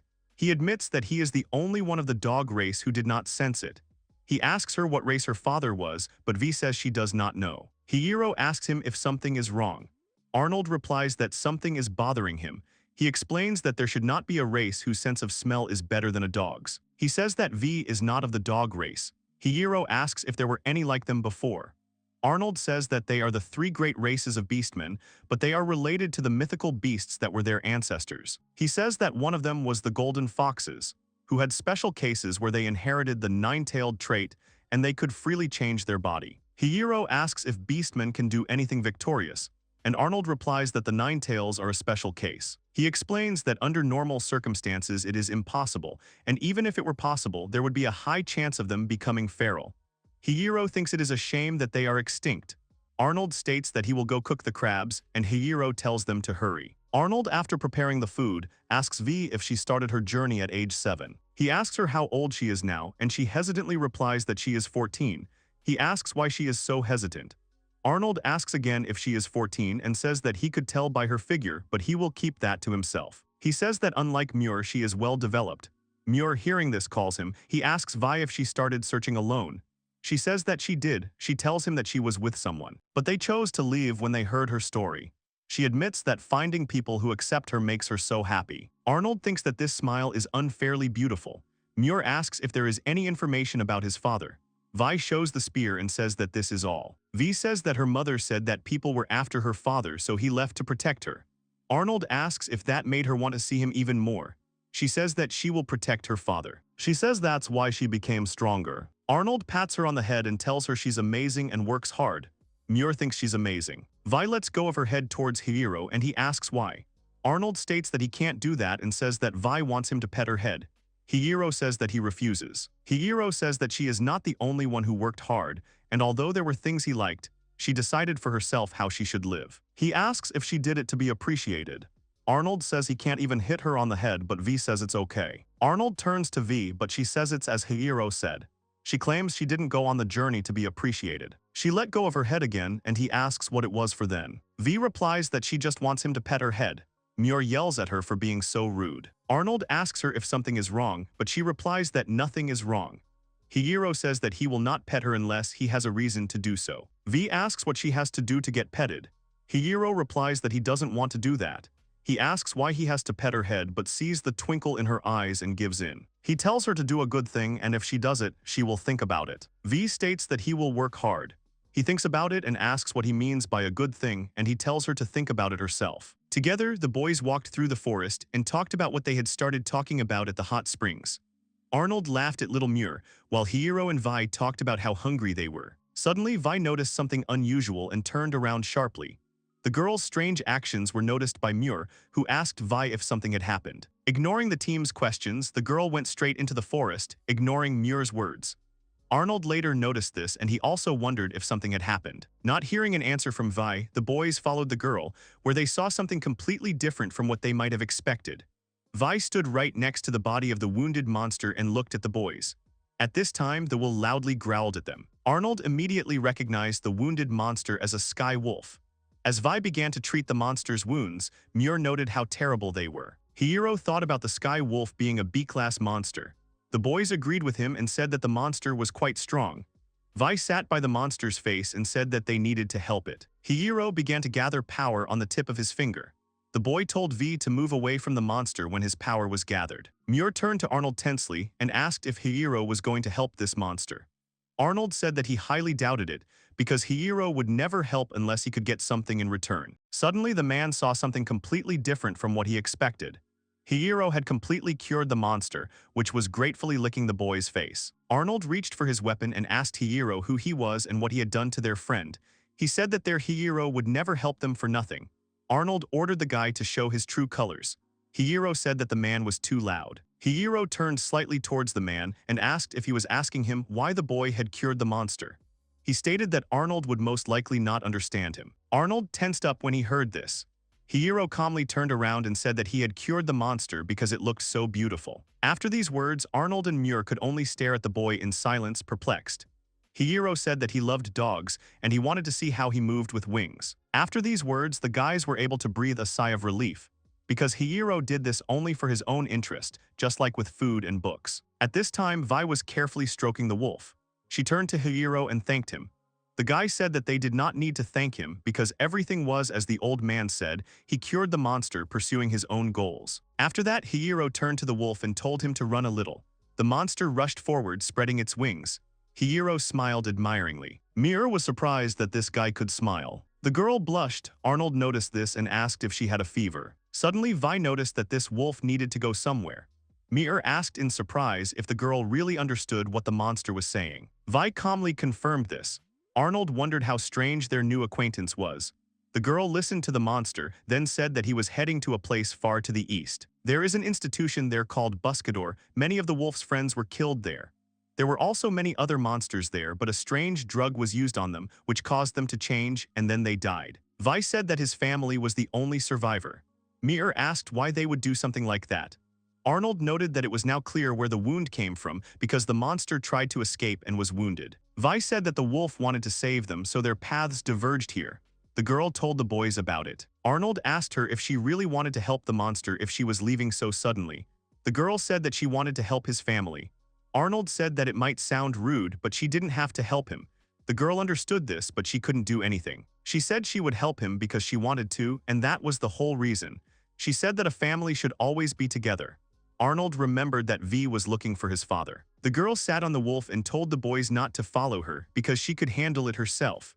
Arnold wanted to object, but the girl said that it didn't last long, but she had fun. She smiled and thanked them and then immediately left, leaving them alone. Suddenly, Arnold noticed something strange. Mir said that she was weak, so she had no right to say such things, but she wanted to help Vi and the wolf. She couldn't fight like V, Uncle, or Shiro, but she couldn't stand aside. Noticing this, Arnold looked at Hiiro. The boy turned to Arnold and asked if he had forgotten that they were being followed. The man said that he remembered that, as well as the fact that Hiiro would not help for no reason. Arnold said that that's why he wouldn't force Hiiro to go with him since he was heading to Buscador. Muir started crying. Arnold said he enjoyed the trip very much, and he admits that Hiiro is strong. However, he didn't want the guy to get into even more trouble because of them. He said that no matter how Hiiro answered, he would accept it. Muir nodded. Hiiro said he remembered that he owed the old man. Arnold didn't understand what he was talking about. Hiiro reminded him of the fight with the pigtail. He said that he would repay this debt, but after that he owed nothing. And so next time Arnold has to provide payment if he wants something. Hiiro was sure that Buscador meant seeker in Spanish. He had heard about it and could conclude that they were experimenting on monsters there. He assumed that there was interesting research and materials there. Arnold noticed that Hiiro wasn't always honest with himself. The boy asked if the old man hadn't understood something. Muir said that the boy could be nice. At this time, Vi and the wolf were already there. The girl decided that she would give this wolf a name. Because of his wings, she began to call him Winged. After that, they rushed forward together. At this time, the boss of the establishment was sleeping, and his subordinate tried to wake him up. The subordinate took out a donut, after which the man immediately woke up and reached for the food, which the subordinate quickly removed. The boss told Pevin that it was mean and one day he would make candy out of it and eat it. The guy said that it would be another time, but now he brought the report. They needed to increase the number of test subjects.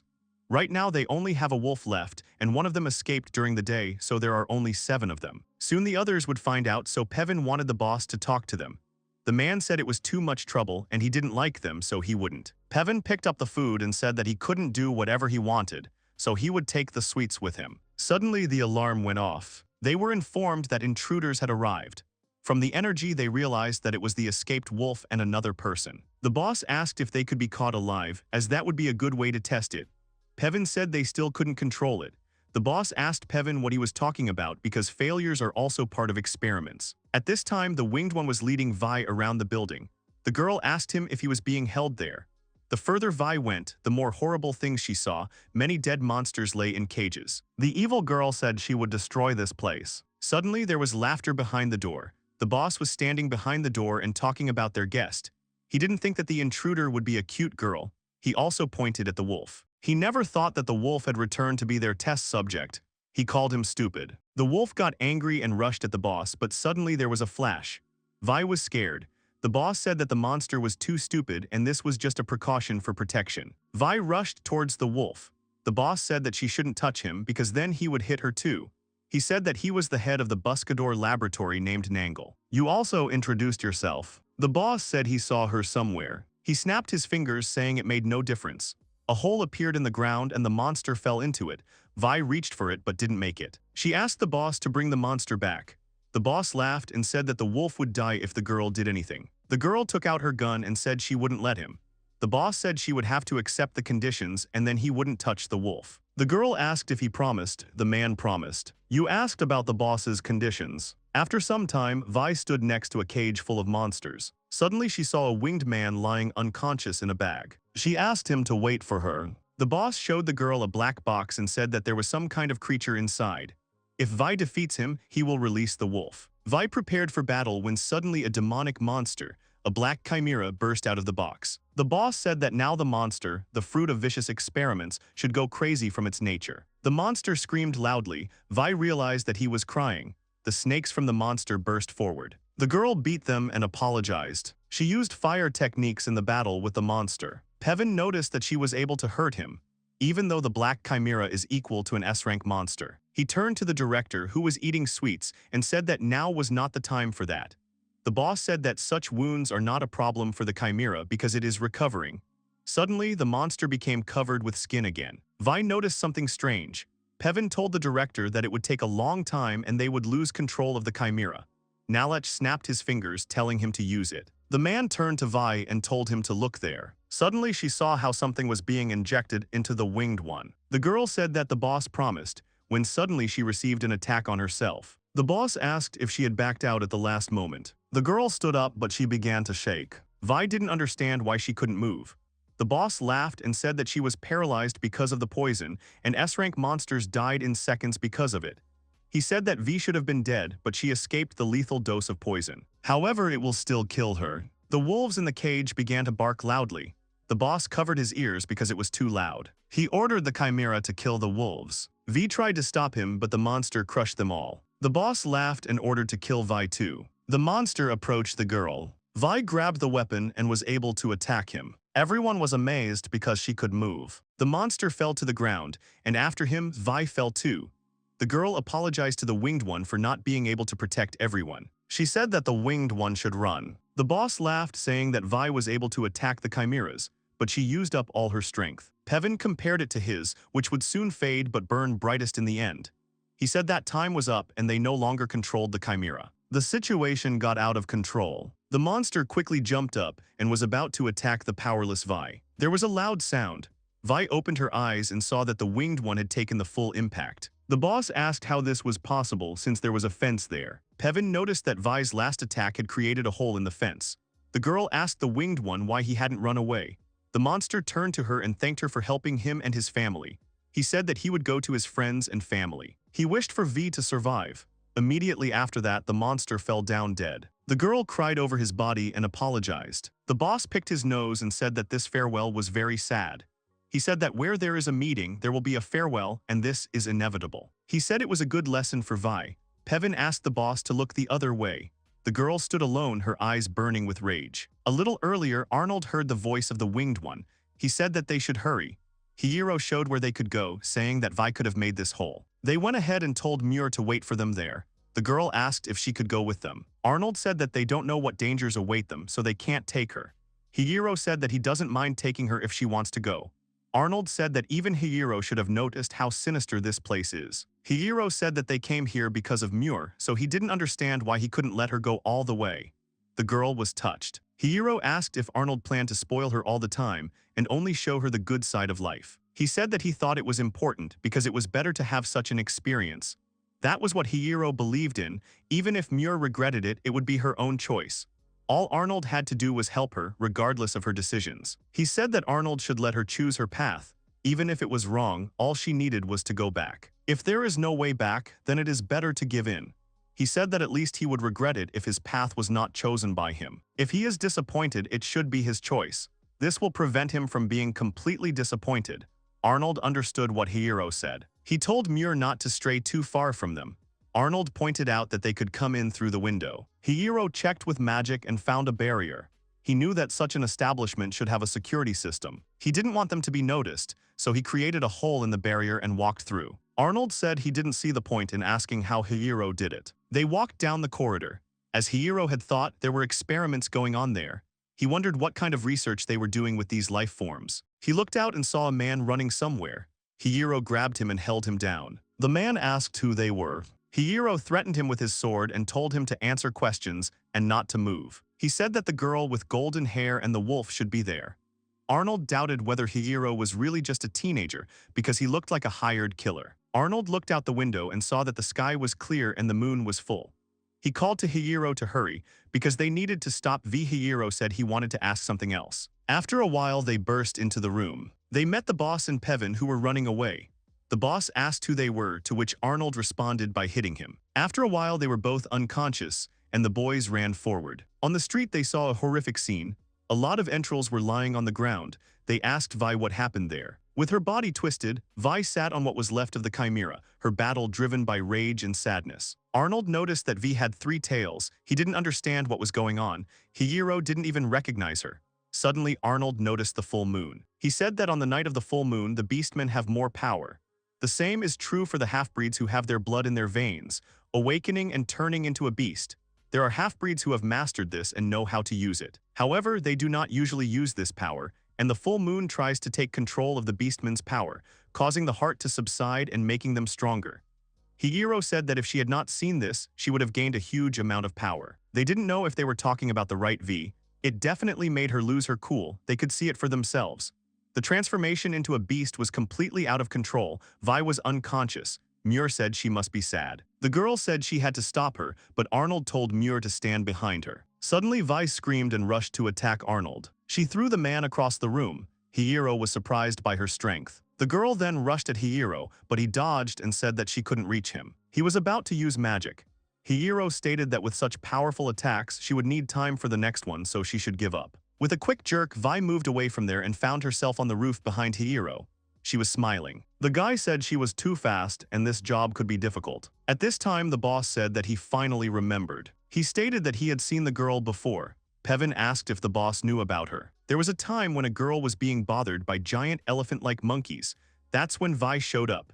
Pevin said that the monkeys were rank monsters and Vi was able to resist the chimera. The boss said that Vi returned to the village dragging 2 monkeys behind her. A girl her age defeated 2 rank monsters on her own. He also said that she ate them all by herself that same day. The boss couldn't understand how she could fit it into her little body. He wanted to cut her open. Pevin asked if her appetite was something unusual for her to become famous. The boss said that it was enough. He remembered that her name was Vinkagio. Hiiro revealed her stats, which were high. He said that it was not every day that you see something like that. He can't even miss a single attack. Hiiro turned to Arnold and asked if he was alive. The man came out and said that it was cruel because he also had more strength from turning into a beast. Hiiro said that they would start at the same time. Arnold reminded them that they were fighting against V. He told Hiiro to dodge if his life depended on it. Hiiro said that Arnold could say whatever he wanted, but he believed that they would not die from it. Vi rushed to attack. Arnold blocked the attack with his sword, but Vi did not retreat. Hiiro asked the man to restrain her. The boy channeled magic into Arnold's sword. After that, the man couldn't move his sword. Hiiro noticed that Vi dodged the spell point blank. Her intuition was good. Arnold was swinging his sword, trying to move. Hiiro apologized and told the man to wait a bit. He told Arnold not to worry because he could get it all back. Suddenly, he realized that all he had to do was get it all back. However, being human, he was too slow for that. He told Arnold that there was a way to return V to normal. There was one problem, though. He said he couldn't hit her himself. He said that Arnold came into play and had to stop her for a moment. If Hiiro's magic could reach her, it would be all over. Immobilizing Vi was a foolish request, but Hiiro could say that he could stop her, even despite her strength. Arnold said that it seemed impossible, and that was common sense. Hiiro chuckled and said that he would change that sense with his magic. Muir asked to be allowed to help her too. Arnold exclaimed that she couldn't, because Vi was out of her mind right now and also stronger than all of them. Muir said that she knew she was weak, but she wanted to help Vi. Arnold understood how this kind girl felt. He wanted to say something more gentle, but Muir knew that would just be in the way. However, she saw that Vi was crying. She could tell it was coming from inside her. She felt pain, sadness, and guilt. Arnold was surprised that Muir could feel V's emotions. Muir had always been a shy girl who couldn't speak up for herself. He was proud of her for growing up. He said he wouldn't stop Muir, but there was a battle going on now and she couldn't help in the fight. However, Muir could tell how Vi felt. At this time, the girl went on the attack. In the building now, the boss called the name Whiskey Gin or something like that. Pevin said it was suspicious because the boss showed no interest in her and even forgot her name or remembered it incorrectly. Another worker came up and asked the boss what had happened. Pevin recognized the voice of Liaison from the organization. The man confirmed this and said that being part of the wall is a strange hobby. The boss said the man was wrong and he wanted him out. Pevin apologized and said they were stuck in the wall because of circumstances. Liaison spoke about what he had learned. A group led by a boy in a red robe along with a girl in shorts and a breastplate wielding a spear.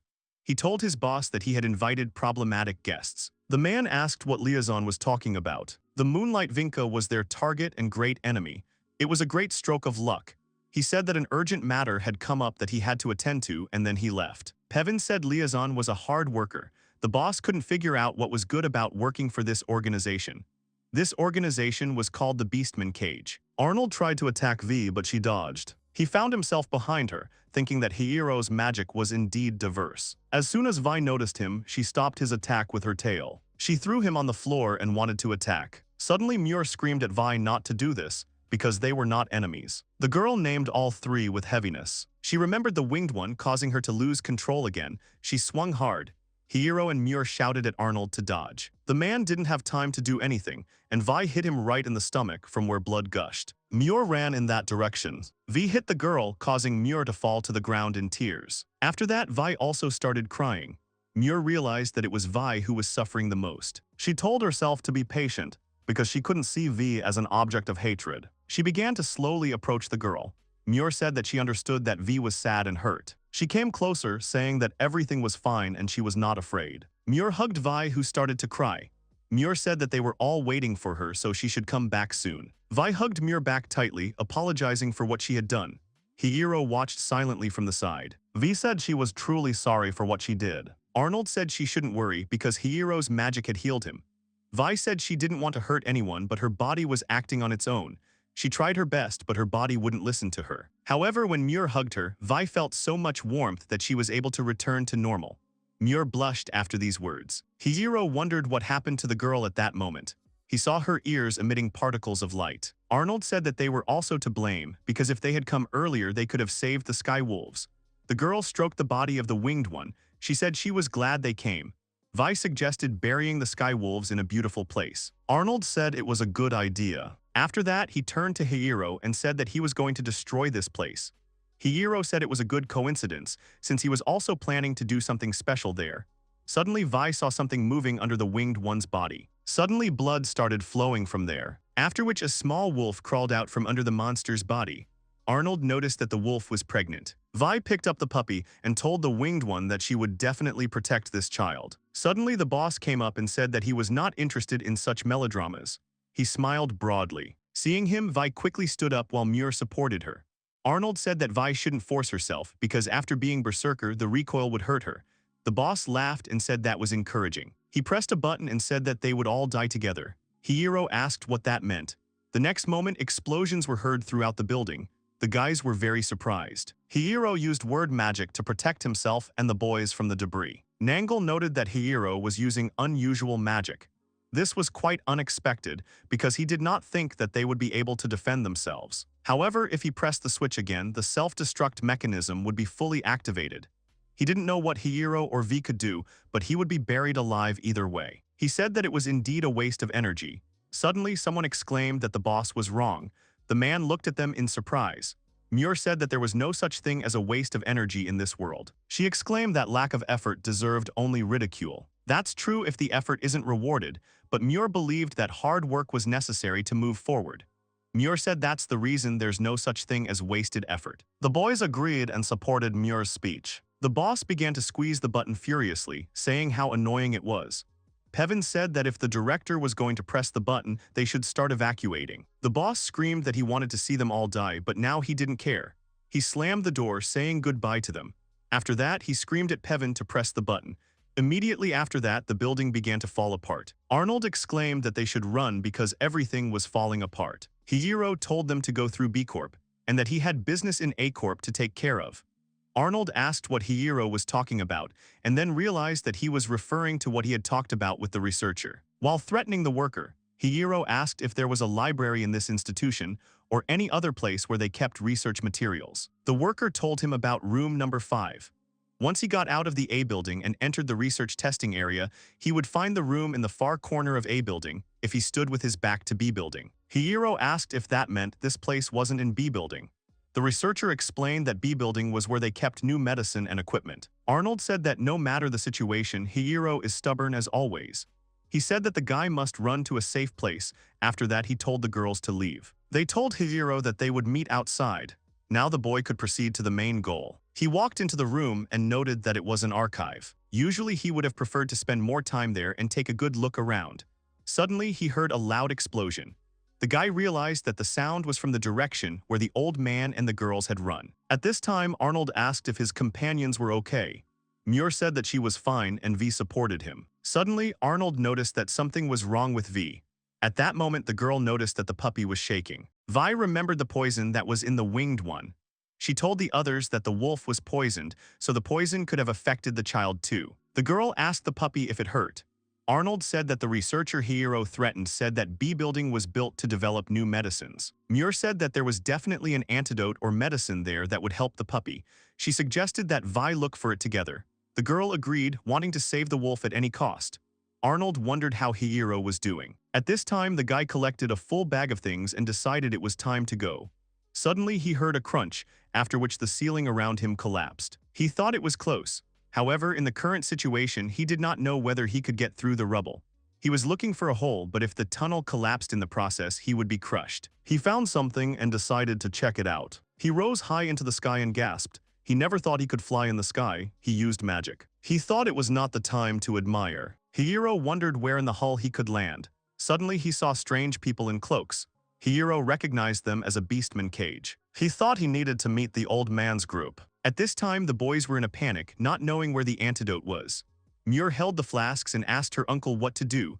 Arnold also did not know the answer. Suddenly, Hiiro opened the door and said that he heard their voices there. He asked them why they were still in the building. When they saw him, they all looked at the guy pitifully. Hiiro asked what happened. After some time, the boy cured the puppy with magic. The happy wolf took off on wings. Vi hugged him, saying that she was glad. The girl thanked Hiiro. The guy said that now was not the time for that and she could thank him later. Arnold said they had to hurry to avoid being buried alive. Hiiro said there was something else. He said that the place was surrounded by a cage of beastmen. Even if they managed to escape, they would have to deal with a lot of enemies. Arnold asked what they should do. Suddenly, the puppy went somewhere, barking loudly. Vi translated that he asked them to follow him because he would help them escape. The boys looked at each other. The puppy began to scratch the door. Arnold opened it and asked what was wrong with this room. They walked in and Arnold said that this must be the living room. V pointed out that the puppy was saying that there was something under the bed. Arnold quickly moved the bed and an escape route in the form of a hatch opened up before them. Hiiro praised Winged. Together they went underground. Hiiro noticed that they had made a water channel here, which the puppy sensed. Arnold said that the wolf helped them. Suddenly he turned to Hiiro and asked why he was carrying this canvas. Suddenly Hiiro noticed that his research materials were missing. They asked if the boy didn't know it was torn. Hiiro realized it happened when he got airborne. He didn't realize that his luggage was lighter. He fell to the ground, asking what all this was for. At this time, a man completely wrapped in bandages ordered to examine every stone that would lead them to the tracks. He wanted to find the red robe. By this time, the boys had come outside and were having lunch. Their table was huge. Vi asked Krylatik if he liked it. The girl decided to name him Krylatik. She addressed the puppy, saying that she was going to look after him well. Hiiro noticed that Winged was still a child and they couldn't let him get left behind. He told Vi to try harder. Vi corrected the guy, saying that the puppy's name was Krylatik. For Hiiro, it was Winged. They said the puppy would choose what he liked best. After that, the puppy sat on Hiiro's lap. Vi came up and said that he couldn't pet only Winged. Hiiro said that he wouldn't do it. Hiiro noted that Winged is tame, and if Vi wants to be petted, he already said so. Arnold stated that Vi found Winglet, and they were only there because she could hear his voice. Hiiro couldn't deny that Vi had done a lot. After that, he stroked the girl and asked if it was enough. Vi said that she felt good. Muir blushed, thinking that it looked beautiful. Arnold said that Vi seemed happy because she didn't have parents to pet her. Muir agreed and said that Vi was lonely. After eating, they decided to wash the dishes. The girl asked Vi if it was cool. At that time, she was jealous. Vi said Hiiro should have petted Muir too. The girl said she didn't do anything, but she would have liked it. She decided that she would not lose to Vi. Arnold said that the girl washes dishes very well. Hiiro's classmate said that this time the report came from a research facility. Buscador was attacked by bandits. The girl asked if the guy was talking about someone else. It was possible, but such an appearance was rare. Remembering the features, they wondered how Okamura was doing. They felt guilty towards him. Another girl said that he should think about how to become stronger. The second girl agreed with her, talking about the rumors about the war with the Beastmen. Hiiro looked at the map and said that the nearest city was Surge. That was their next destination. Arnold asked Hiiro to help them there. Hiiro said that there was nothing they could do, so they should defeat the enemies quickly. There was chaos in the land of demons. The servant said that she now humbly represents Her Majesty Evem. At the round table meeting, the girl said she would be straightforward. People were able to successfully summon their heroes. This was revealed to her by the mole of the human territory, Tekel. The dark man said that this explained her absence from the conference. He asked if he was right. Evem confirmed this and said that his absence was the result of recent movements through the beast's territory. The other girl smiled and said that that was true, so it would be better for them to fear the beastmen than the humans. The guy with the weird hair said that a while ago, a report came in late that his subordinators were under attack. He immediately struck back, although it took some time. Compared to the beastmen, their physical skills are superior by an order of magnitude, and their transformation techniques are quite dangerous. She could say that they are quite suitable for war. The man said that this strange ability compensates for their weakness in magic, but it is still in the middle of its development, so they should strike now. Evem refused, after which she said that they would not take part in the war, and she had said this earlier. The man asked if she was crazy, since both factions were killing each other and they needed to get rid of the danger before they became a serious threat. Evem said that if they did that, they would simply be following in the footsteps of the previous king.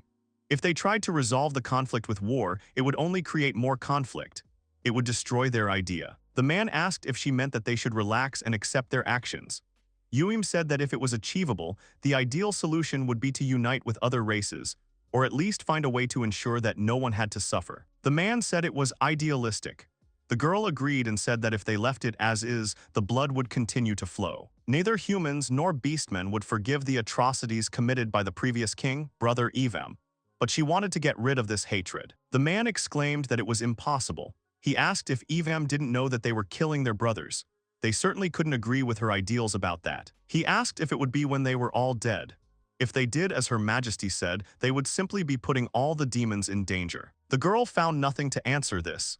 At the end of the meeting, 2 demons remained in the room. One of the demons, who looked like an animal, asked Aquinas what he thought of Her Majesty's idealistic plan. The boy remained silent. Aquinas said this was too naive. However, if there was a world where pain did not exist, he would like to see it.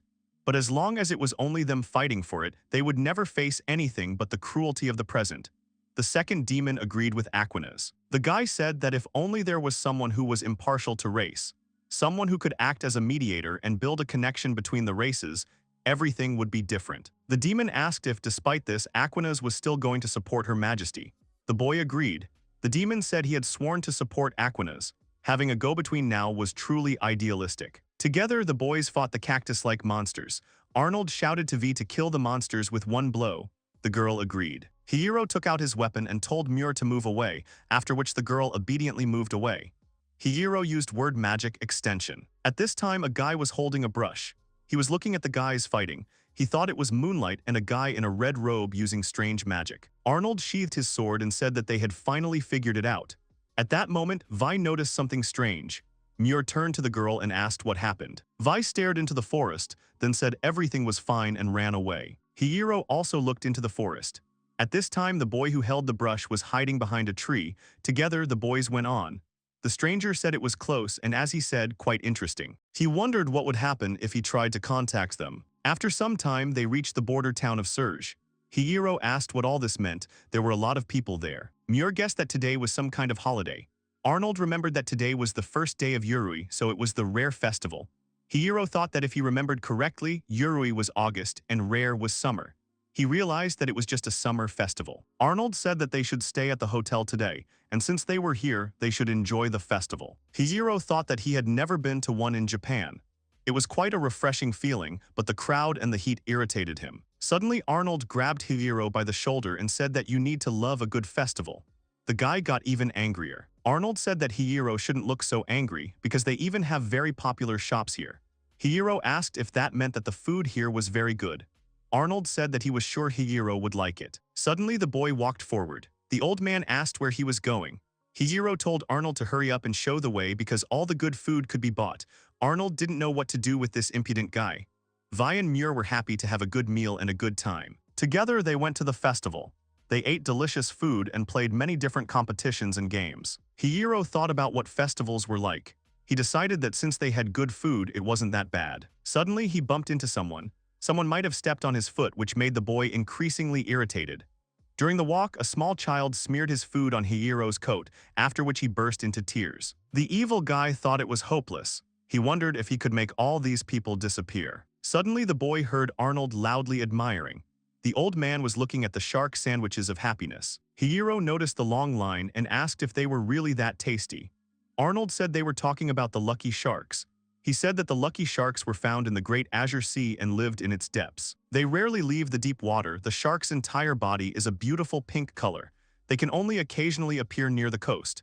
Everything about it is edible, from the horn of jade green on its head to its teeth. Hiiro said he understood, and then asked what they tasted like. Arnold reminded the guy of the dogfish Hiiro ate on their first meeting, and then declared that it tasted much better. Hiiro said that Arnold should buy it right now.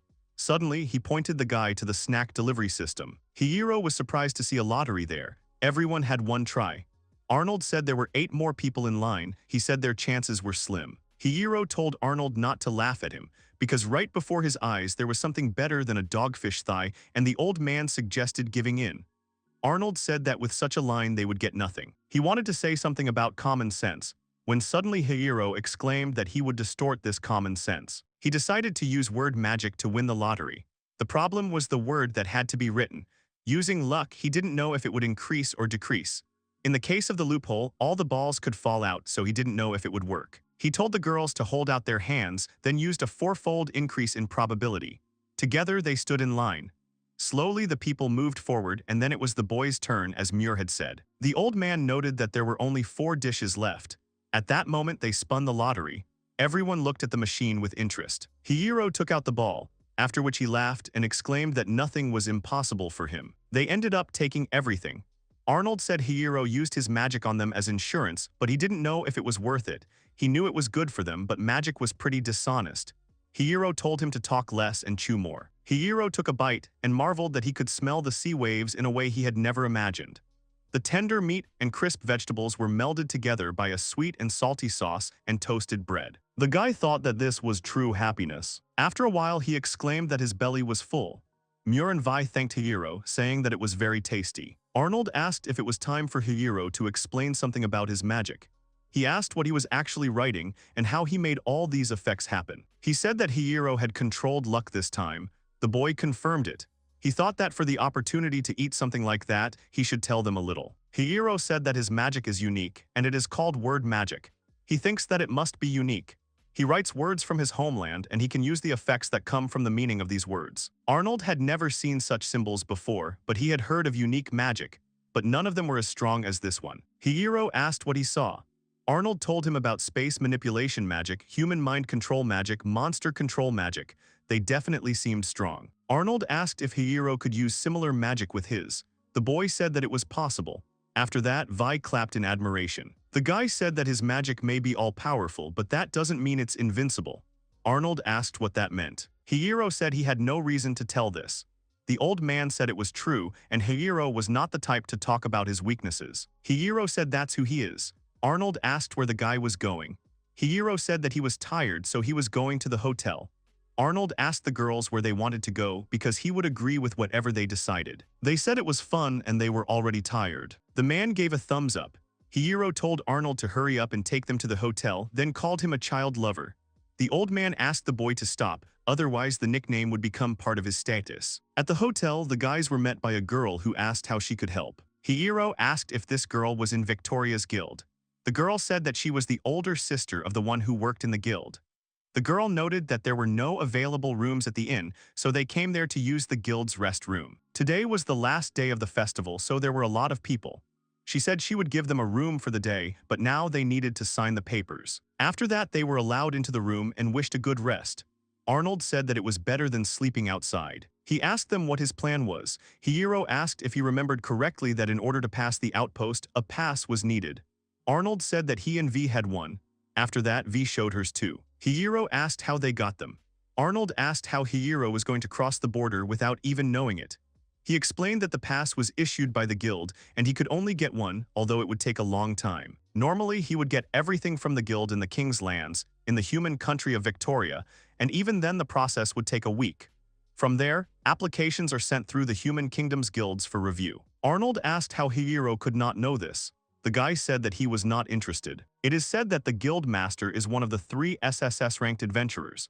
This is obvious, but in addition to his extraordinary abilities and popularity, he is said to be on par with the beastmen in terms of physical strength. At this time in Victoria's guild, a man was smoking a pipe. He told Vale that they hadn't seen each other for a long time. The boy agreed with the master. It was Judum, Victoria's guildmaster. Vale agreed that it had been a long time since they had seen each other. Judum smoked his pipe sternly. Suddenly he laughed. He told Vale to stop calling him sir. He reminded the boy that he was now an outstanding captain. Vale was taken aback and said that Judum had not changed. The guildmaster told the boy to sit down, asking what was wrong since the boy rarely came to see him. Vale said he came to ask for mercy. Judum told the guy to stop. He was retired. He told Vale to leave the front lines to the young. Vale asked what the man was talking about. Even now, there was no adventurer who could match Jude in strength. The man laughed and said that he thought too highly of him. Besides, he said that everything worked out. He meant heroes. He said it was their time. Vale exclaimed that that was the point. He reminded them that Judum had said to leave the front lines to the young, and he wanted the master to teach them how to fight. He said it was for the future of humanity. Judum exhaled smoke from his cigarette and repeated the boy's words, deep in thought. Judum told Vale that he didn't think he told him why he wanted to become a guild master. The thing is, the guild master has the same powers as the king in times of need. When he was an adventurer, he thought over and over again why this country, this continent in particular, was still waging war. He prayed daily for someone to bring him a gift. He relied on faith. But the conflicts between the races grew and dragged their country into war. He continued to fight because he had something to protect. Judum asked if Vale knew what the guildmaster was doing. He said that he had run away. He had defiled his name and run away, saving himself. He abandoned the country.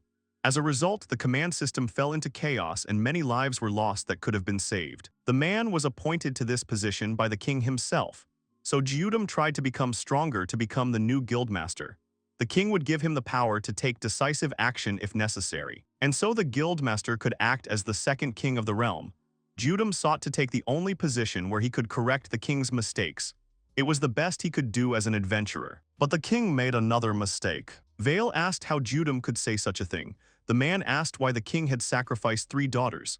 He believed that one of them was barely alive now. Vale couldn't answer. It's true that the country is in danger. Judum was telling the king that there was one thing that needed to be done before the heroes could be summoned. Vale asked what he was talking about. Judum asked why they had abandoned the peace treaty with the demons. Vale was surprised. The man realized that the boy was not informed and the authorities were hiding it. Vale stopped and said that even if it was true, they should never trust demons.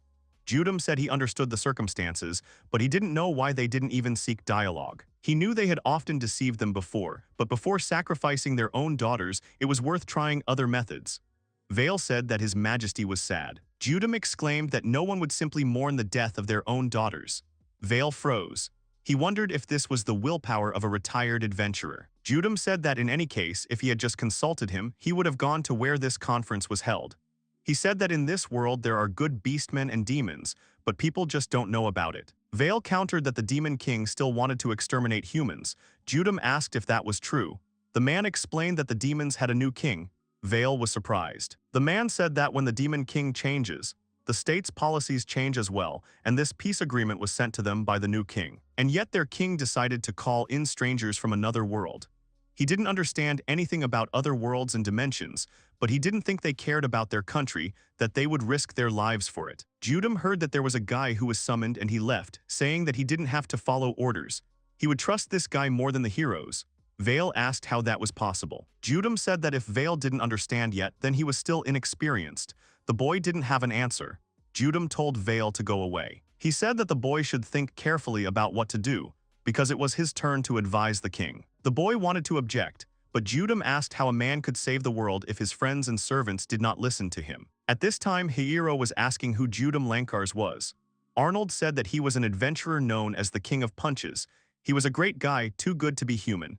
Hiiro thought that his name was too pompous. Hiiro stated that he would not expect such a thing from someone who had lost his status and prestige. Arnold said that Judum was not like that. He said that he had helped him once, even if it was a long time ago. Hiiro stated that he did not care. He was worried about how he would get through the outpost, and even if he could, it would take a long time. Arnold approached V and asked if she wanted to cross the border with them. The girl asked if she could. Arnold said she could if she wanted to. They knew she could find her father in the human lands. The girl said that her father was not on the land of people. That was what Vi thought. They were surprised by this answer. Vi said that she had good intuition. The guys asked if it was right to rely on intuition in such a situation. Vi also added that she wanted to be with the guys. This won Arnold over. They quickly agreed that the girl would go with them. Arnold said that for now they just need to deal with Hiiro's problem. He saw Hiiro's disapproving look and asked what it was. The guy said it was a disapproving look for a bad person. Arnold told the guy to stop because it wasn't true. He said it wasn't that he had no options, since he could have crossed the border by air. Arnold was amazed to see that Hiiro could fly and said that it was unfair. Hiiro said that he had attracted a lot of attention that time and he didn't want to repeat that. They all knew that Hiiro was talking about the Beastman's cage. They had to be careful. Suddenly, someone entered their room. The guy who was holding the brush recently said he thought he would be alone here, but he was glad to have good company.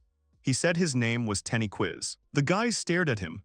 The guy said there were a lot of people outside and it was wearing him out. He took off his hat, which surprised Arnold greatly. He had ears. The man asked if he was a beastman. The boy asked if they didn't like being around people like that. Arnold said they were always happy to see beastmen. He said he and Muir were the same. Tenny asked where Arnold's ears were. The man was taken aback. The guy apologized for the question. Arnold told him not to worry and to change the subject to something less dark. After a while, they talked about the border. Tenny asked if the two were human. Hiiro was a tourist and V was a companion. Arnold said that a tourist at a time like this seemed like a joke. Hiiro asked if the old man was looking for a fight. Arnold said that people would laugh at the very idea of a person wanting to see the sights of the Beastman's lands. Hiiro said that he is who he is, and if anyone gets in his way, he will go through them. Tenny laughed and said that Hiiro is strange. Hiiro said that Tenny himself was strange. He didn't hesitate to tell them that he was a beastman, and this was in human territory. He asked what Tenny would do if they were a group that opposed the beastman, like the Beastman cage. It was careless. Tenny said it was no problem because he was confident in his ability to see into people's essence. The boys didn't believe him. Arnold hugged him and said he was a funny guy and he understood him completely. Hiiro wondered if all beastmen were like that. V asked if he was the one on that hill. Everyone in the room went silent, and then Tenny admitted that he had been watching them. He was surprised that Vi noticed him. Vi had felt a similar presence that time. Arnold asked why he was watching. Tenny picked up the painting and said he painted it. Arnold said the guy was a good painter. Hiiro said that didn't explain anything. Tenny said he was a fan of the moonlight that was there. Hiiro asked what he meant. Tenny said that Giovinca is Vi's middle name. Her name is well known among the Beastman Cage members and veteran adventurers. She is an S rank, the highest for those who are not in a guild. The boys were surprised. Hiiro asked if Arnold knew. The man said he didn't know because he doesn't communicate with other adventurers at all, especially because he's always with Muir. He had to do everything to preserve their identities. Hiiro thought it was strange, because Tenny didn't show any joy when he entered the room and saw V. He was also calm, which looked suspicious. V said that everything was fine and she didn't sense any malice in him. Hiiro knew that Vi's intuition could be trusted, but it wouldn't hurt to check Tenny's status. The boy asked Hiiro what was wrong. The boy clasped his hands and said that everything was fine. Hiiro thought that Tenny was hiding something. Even if the others believed him, he could only trust the beastmen from his own experience. Anyone could give for their own benefit. He hoped that wouldn't be a problem. 7 days earlier, heroes had gathered in the king's chamber. The king had sent them to guard the borders. The borders are at the beastmen's territory and the ocean. There are rarely any monsters there. Most do not appear in human territory, but this was a good opportunity. Captain Vale would not go with them, but they could use the communication artifacts. The king would take care of their expenses. He wanted them to broaden their horizons. The heroes agreed, not wanting to disappoint the king. The guys were thinking about how to get across the border. The cart approached the border. Suddenly the guards recognized them as an animal cage. They asked why they wanted to go into the beastmen's territory. The chief said that the guard should not say such nonsense. He asked if the guards really thought they wanted to get into that area. It didn't even seem like a joke. The guard asked why they had come. The man said about the investigation. He asked if the guy in red and the company of beastmen had passed by. There should also be moonlight with them. They were taken aback. The guards didn't know what he was talking about.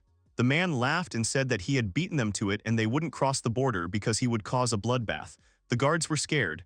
The man told them not to interfere with the capture. Guards said they had received complaints about the animal cage. Their hunt for beastmen was causing problems for the guards. The man said they couldn't let them go. The guards said they couldn't allow the man to be captured without permission. They said they were the state army, so the man couldn't go against the kingdom. The man was angry. At this time, the boys watched as the animal cage conflicted with the guards. The guards wouldn't allow hunting in such a place. The commotion could attract powerful monsters. Hiiro thought that the man's burns looked healed, and if he had only used potions, he wouldn't have healed so quickly. This meant that Firebender's wounds healed faster. Tenny said he had a good plan. He took something out of his bag and started drawing. Arnold asked what he was doing. When asked, he told them to just look. Hiiro noticed that he was drawing with magic. He painted a small bird that rose from the canvas. Arnold asked what it was when the bird started flying over him. Hiiro told him to be quiet. Tenny said it was a magic brush that animated the drawings. It had a power, and he was going to use it to transport the boys. Hiiro asked if it would work. Tenny said it would. Arnold asked why the guy was doing this for them. Tenny said that it was okay to help others when they needed help. Hiiro remained silent. He asked Tenny to explain how he would carry them. The quarrel at the border continued. The guards said that they would use their powers and seize them if the hunters tried to pass through the wall. The man said that a regular soldier wouldn't catch him and they should try. Suddenly he saw something. He started laughing, which scared the guards. With shining eyes, he said that he had finally found the red cloak. Hiiro was standing behind the guard. He began to gather magic, saying that he would beat Hiiro.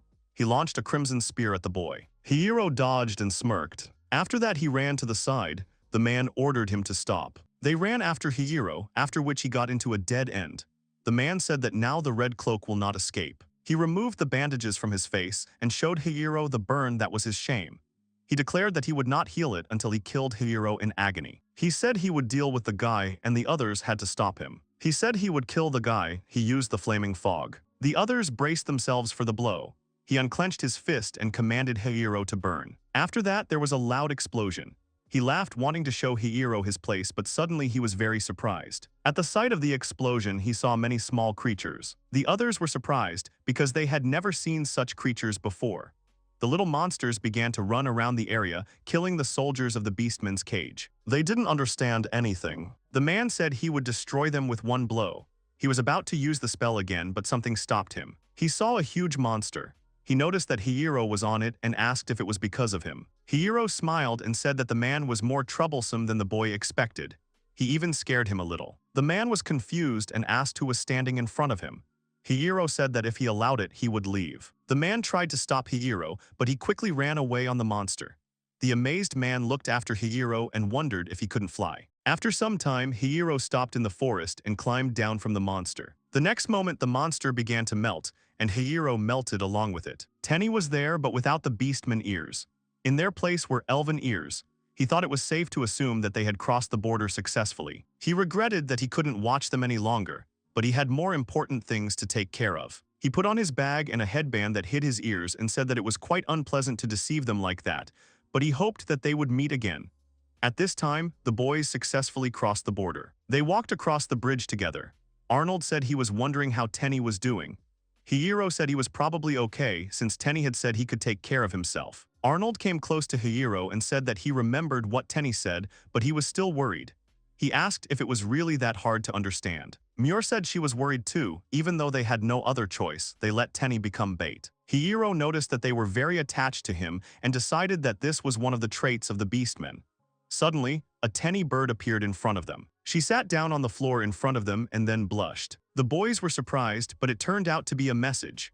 Arnold read aloud as Tenny wrote that they seemed to have crossed the border. He said that they were fine and he hoped they would meet again. Muir and Vi happily held hands, saying that Tenny was fine. Hiiro was becoming increasingly suspicious of the boy because of his unusual powers. He thought that Tenny's brush was definitely not in keeping with the norms of this world, but he didn't understand if it was all done by the power of the brush. Hiiro decided that the next time they met, he would check on Tenny's status. One of the soldiers was hit on the head. He fell to the ground. The man exclaimed that they couldn't waste so much time on them and that they needed to get back to the border. Suddenly, lightning struck. The man turned around, not knowing what it was. Suddenly, someone appeared in front of him. The strangers told the beast cage that they knew everything. They were heroes. The boy shouted to Akari and Shinobu to immobilize the monsters. After that, the girls quickly did what they were told. The guy told Chika that now they can kill the monsters. With quick and agile attacks, they destroyed the monsters, which were already immobilized. The joyful heroes looked at the rising dust and said that they were able to defeat them. The guards who were watching this said it was amazing. The guards said they were really real heroes. Suddenly, the man said that they were heroes who were summoned from a parallel world. The guy who had been giving commands earlier also realized that the commander of the beast cage was standing in front of them. He exclaimed that they knew what the beast cage had done at the border. The boy exclaimed that they had caused quite a stir. They had tried to escape without dealing with those cruel monsters. The man asked what the boy was talking about. He said that they had received a magical signal from the kingdom with information about them when they were heading to this place. They were tasked with stopping the beast cage's activities if they caused problems at the border. The boy said that the king was unhappy with the recent actions of the beast cage. They should not have increased their punishment, but simply returned with them. The man exclaimed that this was nonsense. He stated that they are doing this for humanity. He asked if they should be punished for this. The only ones who deserve punishment are the beastmen and those who help them. Suddenly someone exclaimed to the man force that this was only his personal opinion. He turned very pale and turned around, asking what this man was doing here. A large carriage with a black horse drove up to them, after which her doors opened. With slow, leisurely movements, the unknown man stepped onto the ground. It was a tall man whose face was completely covered by an iron mask. The heroes looked at what was happening in bewilderment. The commander of the beast cage immediately fell to his knees before him. The man asked what Force was doing in this place. The man was shaking as he said he was sure he had given a detailed report. It was true, but the man had received a report that said Force had lost to an unknown guy and a beastman. He had not received a report stating that Force was heading to the border.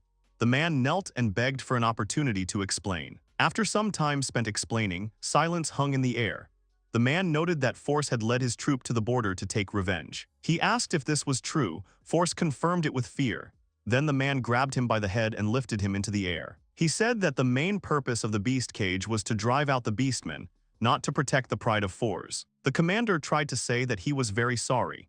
The man said that Force was relieved of his duties as commander, and from now on he would be in charge of his unit. He told the man to take a break and cool down. Force agreed with this command. After that, the man turned to the heroes. He told them that they should not be so tense. He stated that they would be held accountable for their actions. He told the heroes to calmly take Force back to the kingdom so that he could be punished accordingly. The hero who was giving the commands asked the man, confused, who he was.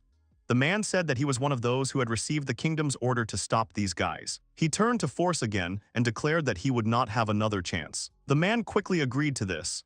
At this time, the heroes looked at each other in amazement. Suddenly, the amazed hero asked if the red cloak was really there. The guards confirmed it and said that it appeared out of nowhere, just when the situation between them and the beast cage was getting tense. They said that the red cloak had distracted all these people. The guy had helped them a lot, although the guard thought it was just a lucky coincidence. Chika said she knew he saved the villagers and the beastmen, but then he destroyed the labs and caused trouble at the kingdom's border.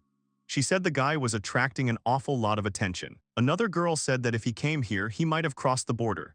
She didn't think that he hadn't returned after the animal cage left. She didn't even know why he showed up there. Chika said that if he was coming back, it was possible that he had simply run away. The boy said that he wanted to see the man because he was wondering if it was really Hiiro or not. Chika exclaimed that it couldn't be him. She thought he locked himself in a room because that was the best thing for a loner like him. The guy laughed because Chika said that. Akari turned to Teishi and Chika and told them not to be so rude. The other girl told them all that it was time for them to return now, because they had to report to the king. After some time, the joyful Princess Lilith met the heroes in the kingdom. She listened to interesting news. At this time, the guards were walking through the dungeon. They said that they had heard nothing more about the guy.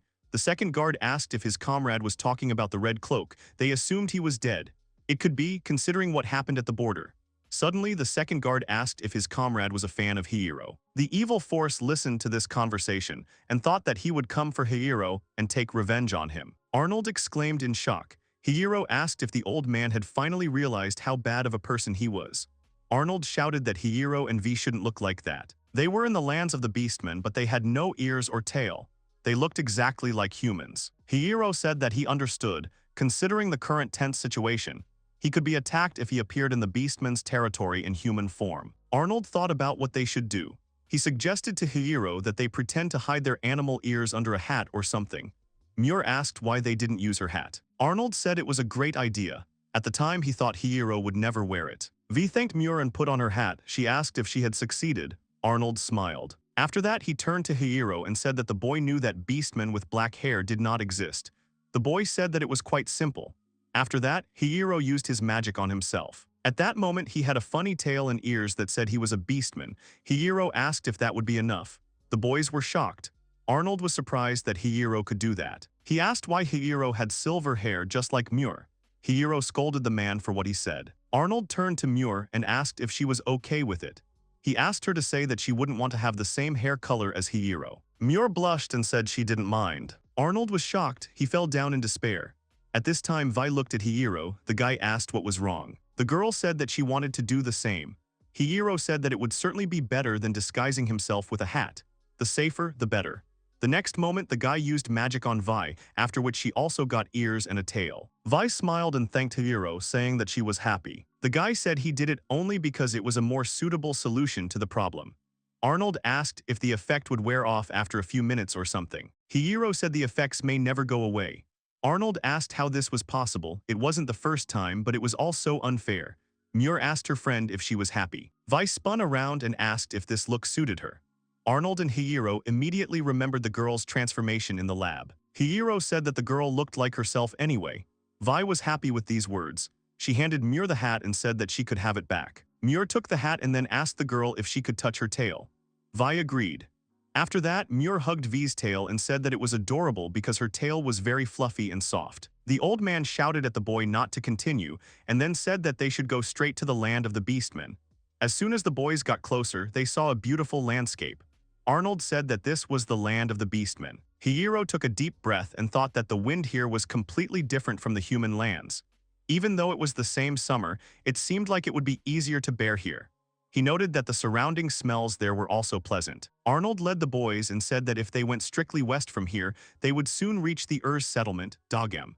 He said that the Urses are very polite, so they might get the impression that they are not bears at all. Together the boys moved along various slopes and difficult roads. Arnold said that even if Hiiro was revealed to be human, he shouldn't attack everyone indiscriminately, although he didn't have to worry about the guy's perfect disguise. He turned around and said that the Urs honey sweets were simply incredible. Hiiro immediately said that he had to try them. At the same time, Muir was surprised by Arnold's words. Hiiro turned to Muir and asked if she had never been to these places before. The girl hesitated and thought about how to say what she was thinking. Hiiro sighed and said she shouldn't force herself. Muir was surprised. Hiiro said he wasn't particularly interested in her past anyway.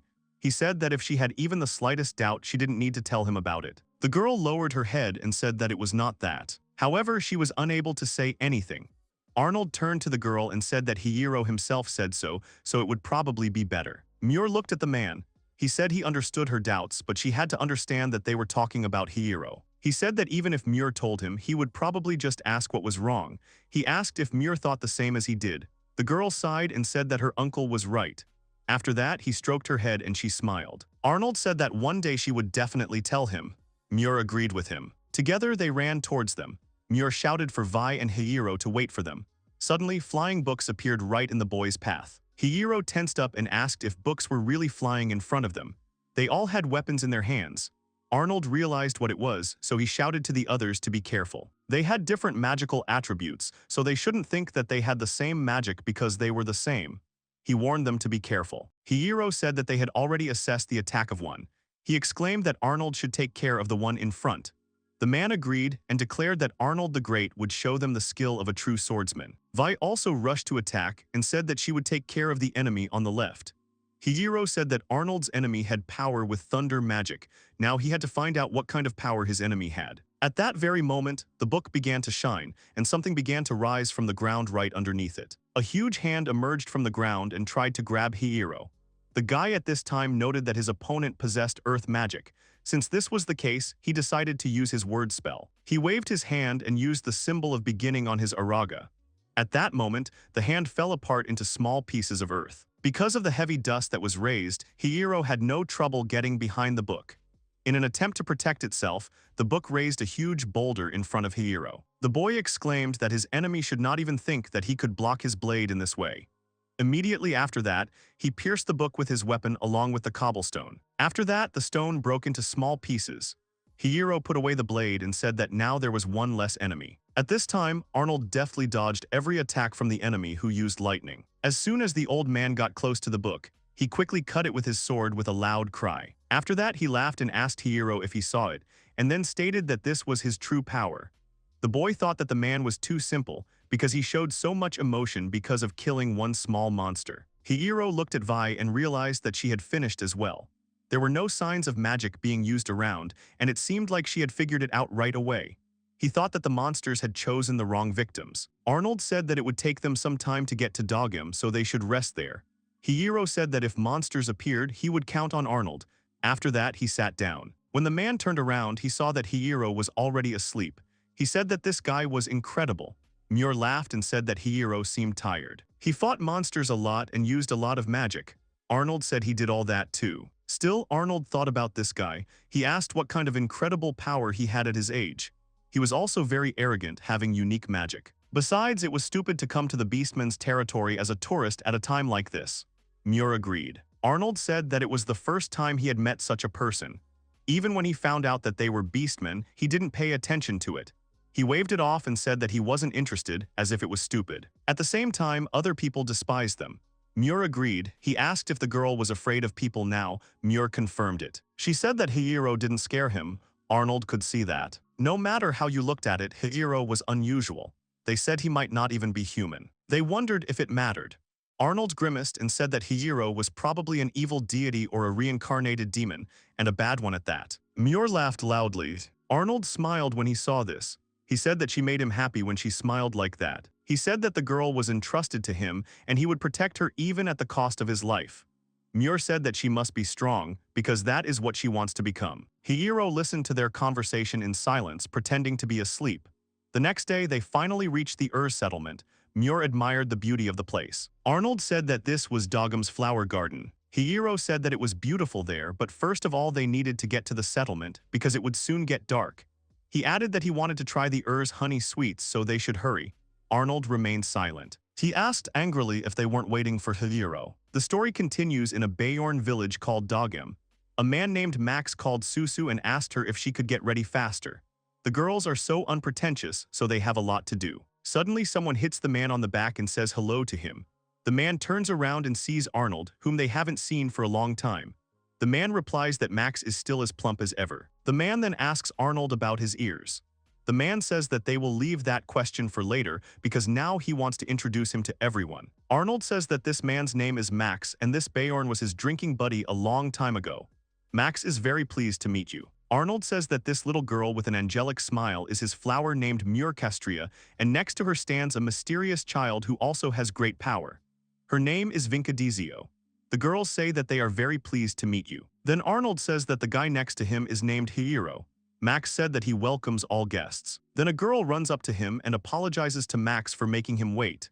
Then she sees new people and asks her dad who they are. Arnold was very surprised and asked if Max really had a daughter. The man replied that of course he did, because when they last saw each other, his wife had not yet given birth. He told Sus that these people were dad's friends. The girl replied that her name was Susu and she was 7 years old. She thanked Arnold for looking after her father. Arnold said that they would be under her supervision now. The man said that his name was Arnold Ocean. The girl replied that she was glad to meet them. Then while Susu was getting to know the girls, Max told Arnold that they were already expecting their third child. The baby was due soon and they were running out of honey. Arnold asks if this means he was getting ready to go for honey. Max agrees and says that he and the boys are going to collect a lot of honey. Susu says that she will go too. There is nothing better than honey to strengthen your health, so she will get as much of it as possible for her mother. Arnold burst into tears and said that Max has a simply wonderful daughter. The man says that she takes after her mother. Max says that he is still very sorry to leave them, especially after all the mess they have made. He asks if they are going to go further. Arnold says that they will wait since honey was one of their goals. Max said that he understood everything, then they should wait for them and they would return tomorrow. Arnold wished them to take care of themselves. After some time, the heroes came to Max's wife's house.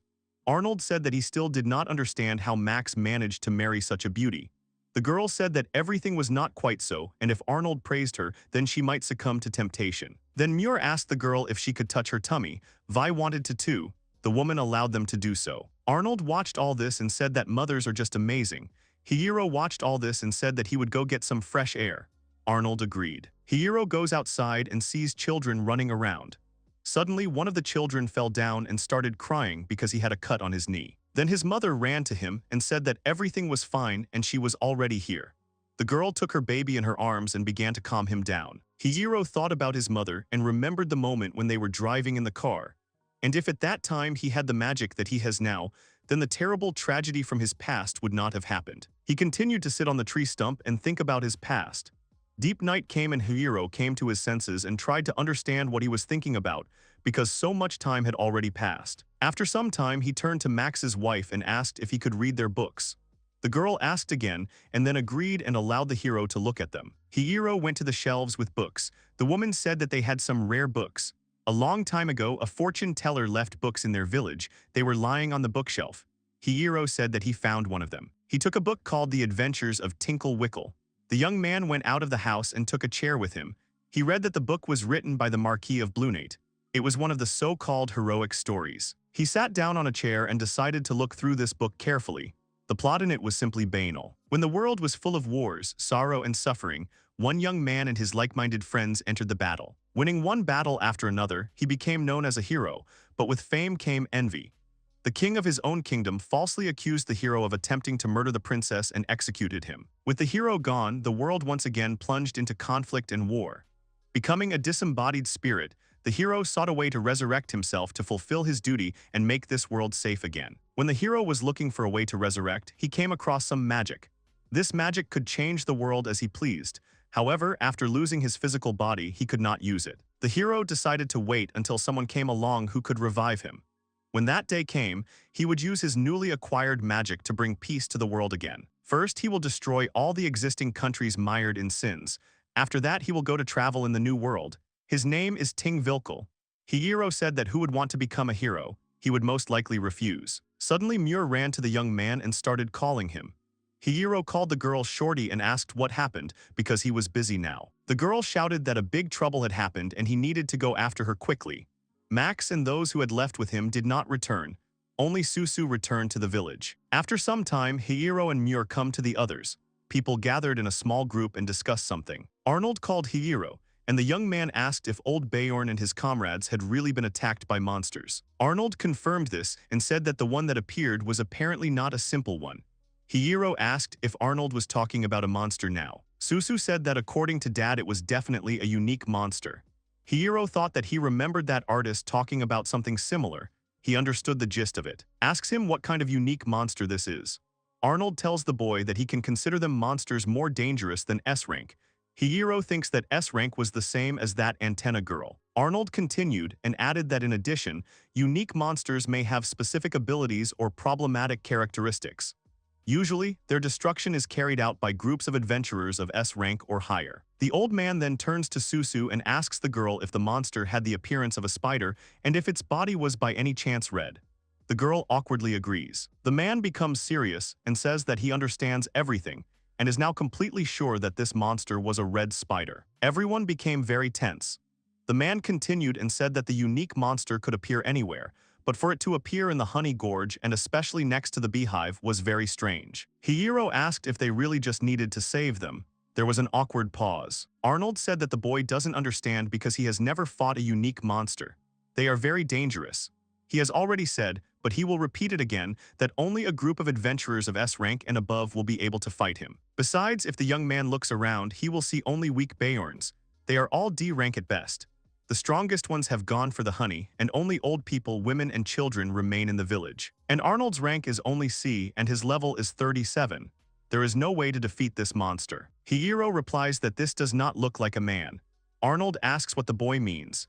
Hiiro replies that he would usually be the first to jump up and run to save them. The man clenched his fist as Hiiro asked what was wrong now. Suddenly, Arnold shouted and said that even if he wanted to save them, but unique monsters are a different matter. Even if he goes there, nothing will change in the end because he can't die now.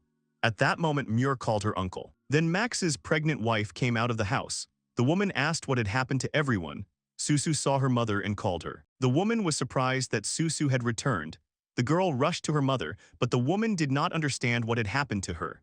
Susu began to cry and tried to say something about her father. The woman approached Arnold and asked if something could have happened to her husband. The man replied that a red spider had appeared. They fell into the clutches of a spider, and it seems that Max covered Susu so that she could escape. The woman was very scared and said that this simply could not happen. The girl's legs suddenly gave way and she began to fall. Arnold quickly ran up and grabbed her, shouting that she should be careful. Susu was frightened by her mother's unexpected behavior. The girl replied that she was fine and had simply lost her balance. The girl apologized to Arnold and then said that this meant that her husband would not return. Arnold replied that they didn't know for sure. Suddenly Vi came up to them and said that red spiders eat slowly, so they might make it in time. Hiiro watched everything silently, and Vi continued and said that it means that they only have to defeat him. If they don't go, then Max and his friends will die. She asks if Arnold agrees with this. The man gritted his teeth and said that of course he agreed, but he saw no way to win. He had already fought a unique monster once. That time he had been lucky and had somehow managed to escape. Most of the guys who were with him died.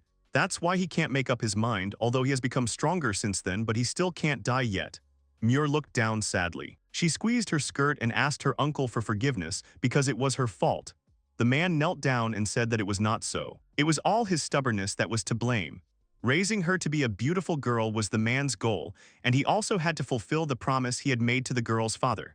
Muir burst into tears at her uncle's words. Vi came up to them and told Arnold to take care of his friends and not let them die. If a friend is sad, then it starts to hurt deep inside. That's why Vi wants to do everything she can. Vi also wants to pay back the debt for what happened earlier. Vi has a good idea of the unique monster's strength, so the man can't handle it alone, but now he has Vi and Hiiro. The man looked at Hiiro, then closed his eyes and said that this would not do. Hiiro had nothing to do with this. Even if it did, he did not want the boy to help. Hiiro replies that he is of course involved with it. The man asks what the boy means. Hiiro replies that he came so far to taste the honey sweets. He can't leave without trying them. If old Bjorn can't come back, they won't be able to make the sweets. Arnold is surprised and says that's true, but then Hiiro will be in danger. The young man adjusts his glasses and says that if the unique monster deprives him of honey sweets, then he will certainly destroy him. After some time, the preparations were completed. Max's wife asked Arnold, Vi, and Hiiro if everything would be okay with them. Arnold smiled and agreed, saying that now they would definitely save Max and the others.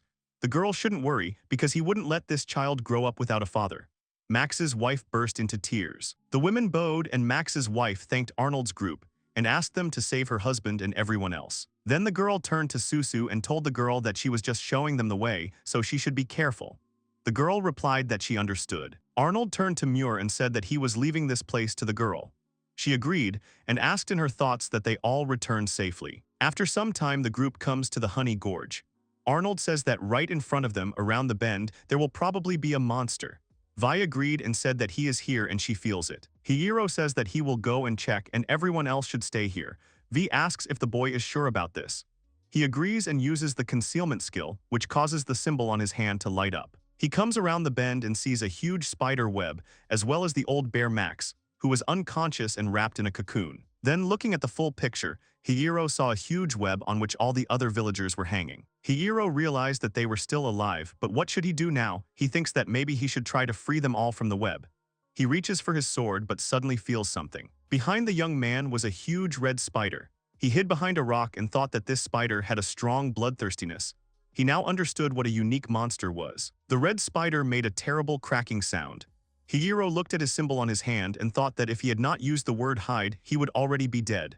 Suddenly, the monster struck next to the young man. Hiiro was very surprised and thought that it could be that this monster knew that he was here. At that moment, the monster made some kind of growl. Hiiro decided to run, but the red spider suddenly released its web. Hiiro was scared, but in front of him appeared the ability of the initial stage, Squall, which is expressed in a sharp increase in wind for a short time. Vi and Arnold appeared. The girl asked if Hiiro was okay. She felt a huge killing intent. Arnold said that Susu and Winged were hiding in a safe place. Vi said that she would distract the red spider while Arnold freed Max and the others. Arnold shouted that even if it was Vi, it was dangerous to do it alone. She agreed and said that therefore Arnold should hurry. The man ran up to Hiiro and asked if he could fight. The young man said that it was as Arnold had said, but the man did not understand what Hiiro was talking about. The young man was shaking all over and said that this creature was dangerous and that he was seeing such a monster for the first time. Arnold said that Hiiro was not like himself and what had happened to him. Suddenly they heard a loud noise. It was V who pushed the huge spider straight into the wall. He used his web to hold her chains, but the girl took advantage of this to throw him into the wall. Then the web evaporated from the chain. It transformed into a spear, and Vi said that her spear was the strongest. Arnold said that as he thought Vi is very strong, he is surprised that she can even use this spear. Hiiro mentally called Vi an antenna girl. Arnold added that she felt neither fear nor doubt. Even if these feelings appeared, she would have enough strength to overcome them. He thought about what if he had such strength. Hiiro looked at his shaking hand and said that if he were stronger, everything would be different. He remembered one moment when he told Muir that if she was so worried, she should become stronger. The boy clenched his fist and his teeth. Arnold said that he was going to save Max and the others. Hiiro apologized to Arnold and said that he would help him. Arnold asked if the young man was okay. He agreed and added that on their journey they would meet more than one unique monster, and first of all, he would not calm down until he ate his honey sweets. Arnold smirks and says that now the boy looks like himself. Then they approach the web, and the man says that the threads of the web are hard and thick, so it is easy to climb on them. Arnold climbs up the web and asks Max to sit still. Suddenly Hiiro notices something and shouts at Arnold to jump off. The man does not understand the boy. Then suddenly the spider uses its web on Arnold and he gets stuck to the stone wall. The man wanted to free himself with his sword, but he notices something and doesn't understand what is happening to him. He tells Hiiro and V to escape. The sword falls from his hands and he then loses consciousness. Hiiro screams to wake him up, but Arnold does not come to. Hiiro thought that this couldn't be happening. He remembered Arnold's words about unique monsters having specific abilities or problematic characteristics. Then he realized that the spider's web could put someone to sleep. Hiiro hides behind a rock and tells the antenna girl to come to him. V runs up and asks him what happened. Hiiro explains that they can only save the Bayorns after they kill the spider. He asks if Vi has any special moves she can use. Vi opens the spear and takes out a chain. She says that her Fire Myriad skill will be able to work at full capacity. Hiiro realizes that if the Fire Myriad works, it means the spider is vulnerable to fire. V adds that it will require a lot of energy, so time is needed to prepare. Hiiro says that in this case he will be the bait, and the girl will begin preparing her reception. She agrees and asks the young man to be careful, and the Zama jumps out of the hole, the lair of the red spider. Hiiro comes out of the stone and shouts to the red spider to come to him, because now they will deal with him. At this moment a cup of tea fell and broke. It was dropped by Max's wife, whose name was Russo. Muir asked what was wrong with the girl. She replied that she was fine, but she just needed to lie down right now. The baby who was sitting next to her started to cry. Muir asked Belle not to cry. She started rocking her and said that she wouldn't stop crying. It seemed that Russo was in pain and she relied on her uncle always and in everything, but what should she do to help the others? She closed her eyes and tried to understand what she could do now. Suddenly a glow appeared above the girl's head. Russo turned to Muir and asked what it was. Muir realized that Belle had stopped crying. She said that she didn't quite understand what had happened, but that she would get someone to help her. The girl came to the other villagers and told them everything. They assumed that the baby would be born soon. Muir asked what they should do now. The villagers said that they would take care of Russo, so Muir should not worry. Muir thought about what she should do and then said that she would go to Honey Gulch and tell the others about it. She would bring Max and Susu back. It was the only thing she could do now. At this time, Hiiro was fighting the spider. He used the explosion symbol to damage the monster. However, the monster approaches the boy too quickly. He hits the protagonist right in the body with his head. Hiiro is pushed right into a stone wall. He lies on the stones all wounded. He looked up at the sky where Vi had already prepared her magic. Hiiro ordered the antenna girl to act. Vi shouted the name of the skill, the 5th stage, Fire Myriads. A huge fireball straight at the monster. The red spider wanted to move, but all its paws were glued with something. Hiiro used the glue symbol. He smirked and told him to stand still for just 1 second. At that moment, a huge fireball crashed into the red spider and exploded. Everything around was enveloped in scarlet flames. Hiiro smirked and asked the spider how he liked that. At that moment, he saw that Vi had missed and had hit the red spider. Hiiro realized that at that moment he had covered himself with Arnold. The spider turned out to be very intelligent. Then the protagonist saw how Vi fell. Hiiro shouted her name. Vi was lying on the ground in a spider's web and said that the spider caught Vi when she couldn't defend herself. Vi's fire myriads missed the monster. Hiiro asked the girl to hold on, but she closed her eyes and fell asleep. The last thing she did was apologize to the young man. Vi's words of forgiveness were sharply cut into Hiro's mind. He drew his sword and rushed straight towards the spider, screaming. At that moment, Susu was sitting with the puppy among the stones. She said that it had become very quiet and maybe everything was over. Suddenly, Muir appeared in front of her and called Susu. The girl was very frightened by the unexpected appearance. Susu asked Muir not to scare her, and Muir apologized to her. Susu asked what she was doing there, to which Muir replied that her mother's baby was about to be born. Susu was very surprised. Muir came here to tell them about it, but she doesn't understand where the others are.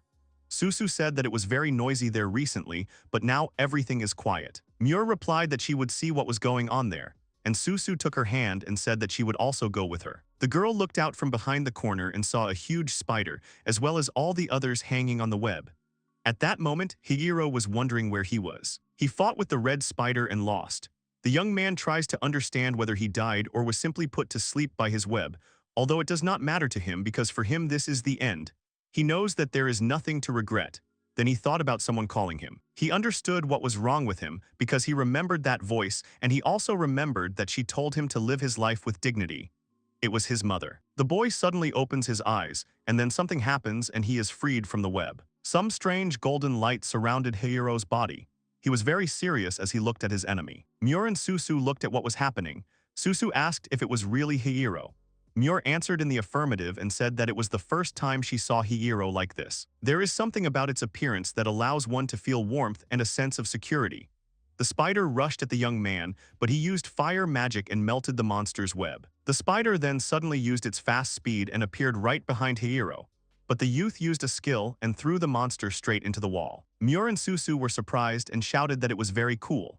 The spider let out a shrill scream and Hiro's gaze returned to normal. He grabbed his head and did not understand what had just happened, and how he had even freed himself from this web, and who had done this to the red spider. He doesn't understand what happened here, but there is some strange feeling in him, as if he is simply overwhelmed with power. At that moment the spider turned over.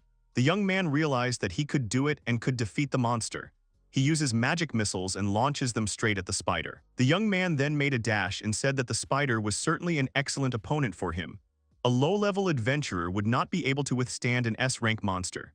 Of course, this was not without common sense. However, right now he will break the boundaries of this common sense. The young man uses word magic and applies the skill of burning and explosion. A huge explosion was heard throughout the mountain. Hiro was thrown to the side by the shock wave. He looked at the place where the red spider should have been, but there was only a huge hole. Hiro laughed and shouted that they had defeated the monster. After some time, Arnold congratulated Max and Russo. Max was very surprised and was shaking all over. Susu told Dad that Mom and Dad were having a baby boy. Max asked his wife if he could hold the baby. Arnold smiled and said that he wouldn't mind having a child one day. Hiro said that it sounded rude coming from him, so he asked him not to continue as it was disgusting. Arnold screamed and asked why. Muir asked them to be quiet.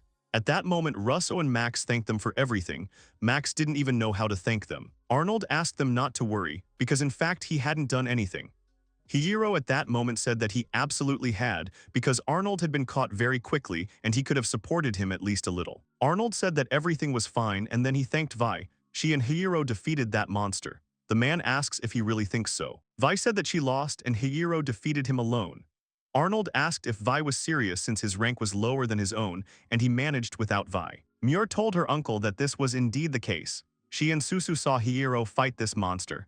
Susu added that it was very cool. Max was surprised and asked if Hiro really killed the unique monster on his own. He asked what kind of creature this guy was. Hiro replied that he didn't have to explain it to him. Arnold asked Max not to pay attention to this guy because he was like that with everyone. Max said that he was very grateful to Hiro.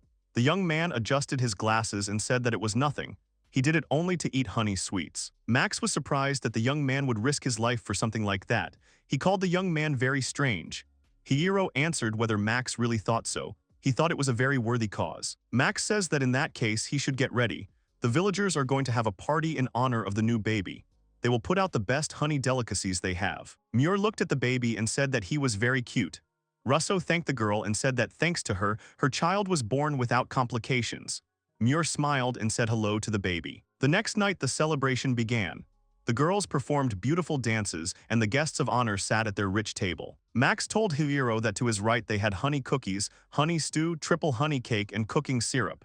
They used the honey they had collected. Hiiro tried the spoon and sank into the bliss of the fact that it was worth risking his life for. At that moment, he felt very good. Max laughed and said that it was very cool. Hiiro at that moment said that he was also interested in something, black, red, and white honey. He asked if it was some special kind of honey. They had a very familiar smell. Max replied that these types of honey are created using flowers growing in Dagam's garden, and they have different smells and tastes. The familiar smell, he tells the boy, most likely comes from white honey. He asks the young man if he knows what honey candies are. They are made from white honey.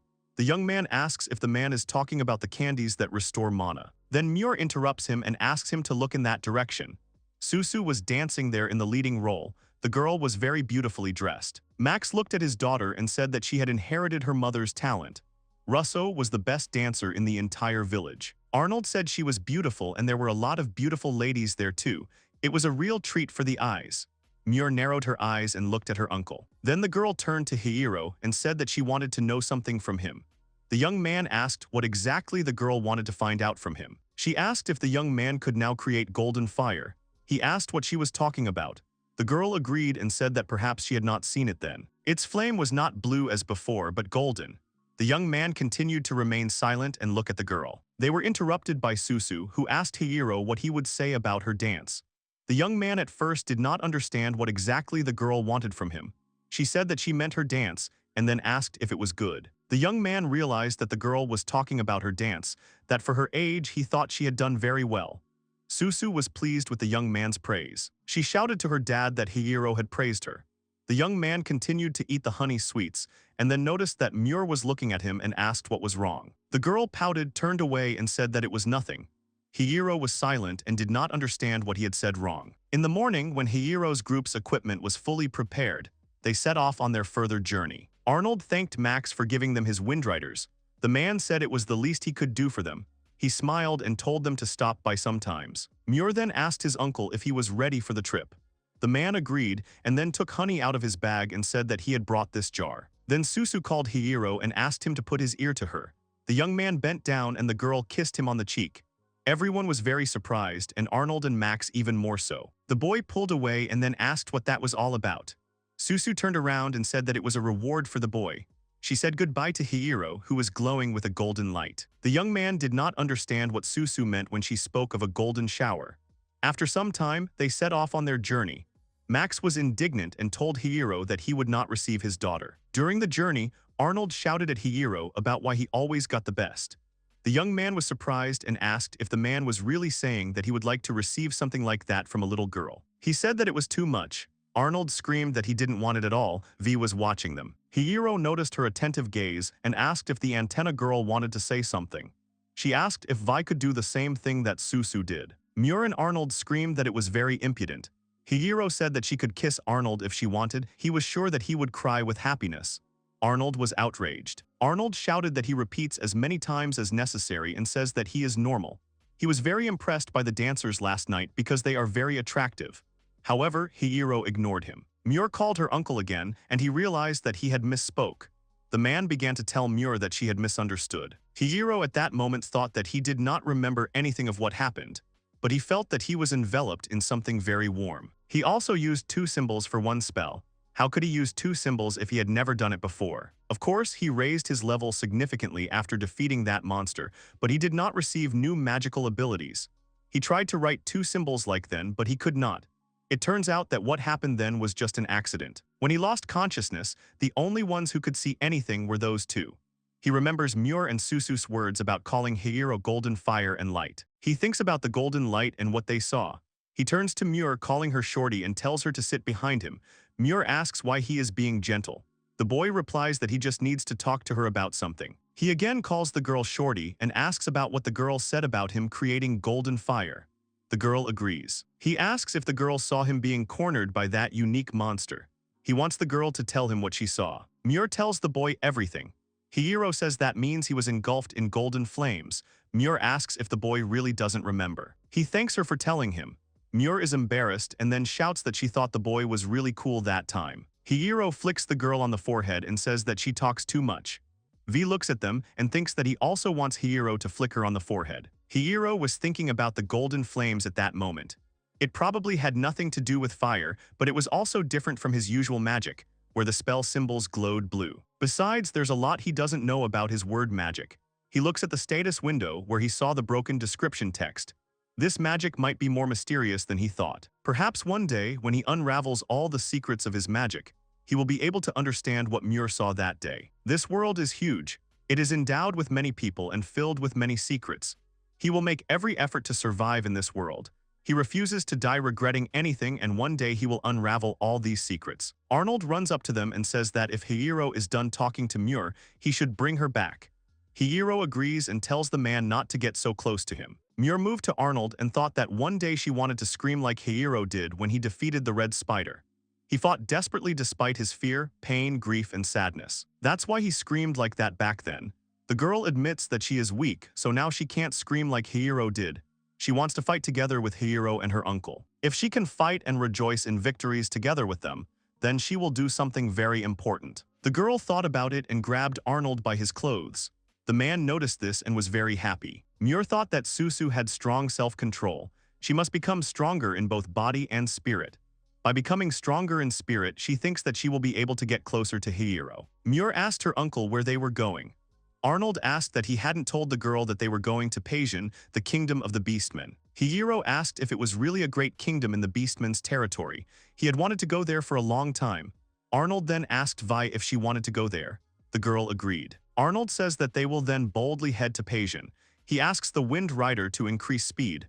Overcome by their own worries, they head to the kingdom of the Beastmen. The action moves to the demonic country of Exios, to the castle of the Demon Lord, to his personal chambers. The Demon Queen thought that the human kingdom had ignored her message. The Beast Kingdom had refused immediately. She didn't understand why no one understood what she wanted to say. Then there was a knock on the door. The girl asked Kiria, who had entered, if something had happened. The girl gave a negative answer. She said that Her Majesty had been experiencing great anxiety lately, so she had prepared herbal tea. The queen thanked Kiria. She then asked if the girl could really understand her so easily. Kiria answered in the affirmative and added that Her Majesty was acting boldly, but the demon she knew was still the same. Suddenly, a chirping sound was heard. The queen asked Kiria to give her the letter that the bird had brought. The girl said that Tequila's magic was as unique as ever. Kiria added that this was indeed the case, but she thought that this was to be expected from the owner of unique magic. The queen laughed and added that it was so like him. Then Kiria asked what the contents of the letter were. The girl replied that Tekel was telling about his adventures and impressions from encounters with friendly creatures that he had during his travels through various territories. He was quite cheerful. He also wrote about an interesting company he had recently met.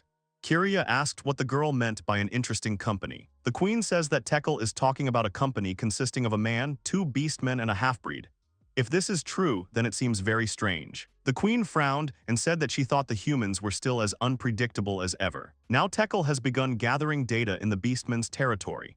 Kiria said she foresees that he will soon see signs that the beastmen are about to strike. He must complete his task completely to check whether his assumptions are correct. The girl replied that Kiria was right. At this time, there were no human territories in the Storm Spears. The dragon fought with the people and was defeated from many wounds. The boy shouted that they had destroyed the Storm Dragon. The male knight told the heroes that it was simply magnificent. The girl said that they needed to quickly collect the trophies and return to the deputies, because they were very tired. Another girl said that she was glad that they were taking only part of his scales. Is too big to be transported in one piece. Suddenly the boy shouted to Chica to duck. A man with the wings and head of a bird landed on the dragon. He announced that he was taking this body. The young man shouted to him who he was, because it was they who had defeated this dragon. The man in the form of a bird tore off his scales with one swing and threw them to the people. The male knight stopped the young man named Teishi. At that moment, the man in the form of an eagle grabbed the dragon by the tail. The young man was very surprised that he alone carried away the whole dragon. In the end, the eagle man soared into the sky together with the dragon. Teishi ordered him to stop and had already started to use magic. But he was stopped by a male knight who said that they had gotten what they needed here, so they should leave the stranger. The dark-haired girl was surprised at how this stranger managed to lift a whole dragon. Another girl asked if this birdman was really that dangerous. The other girl replied that besides that the battle would be 5 against 1. The man replied that 5 would not be enough to deal with this birdman. It was buried. He is one of the 3 warriors who are directly subordinate to the ruler of the Beastman Kingdom Peijin. He has an SS rank, which means that they are significantly weaker than him. If they were to start a battle with him, the Beastmen would not ignore it.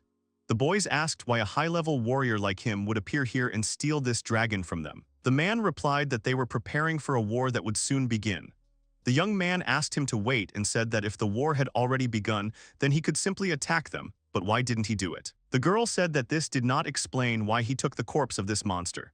The man replied that he ignored them because they were going to fight demons. As for the dragon, they can control dead monsters. The young man made a face and asked if they really turned monsters into zombies.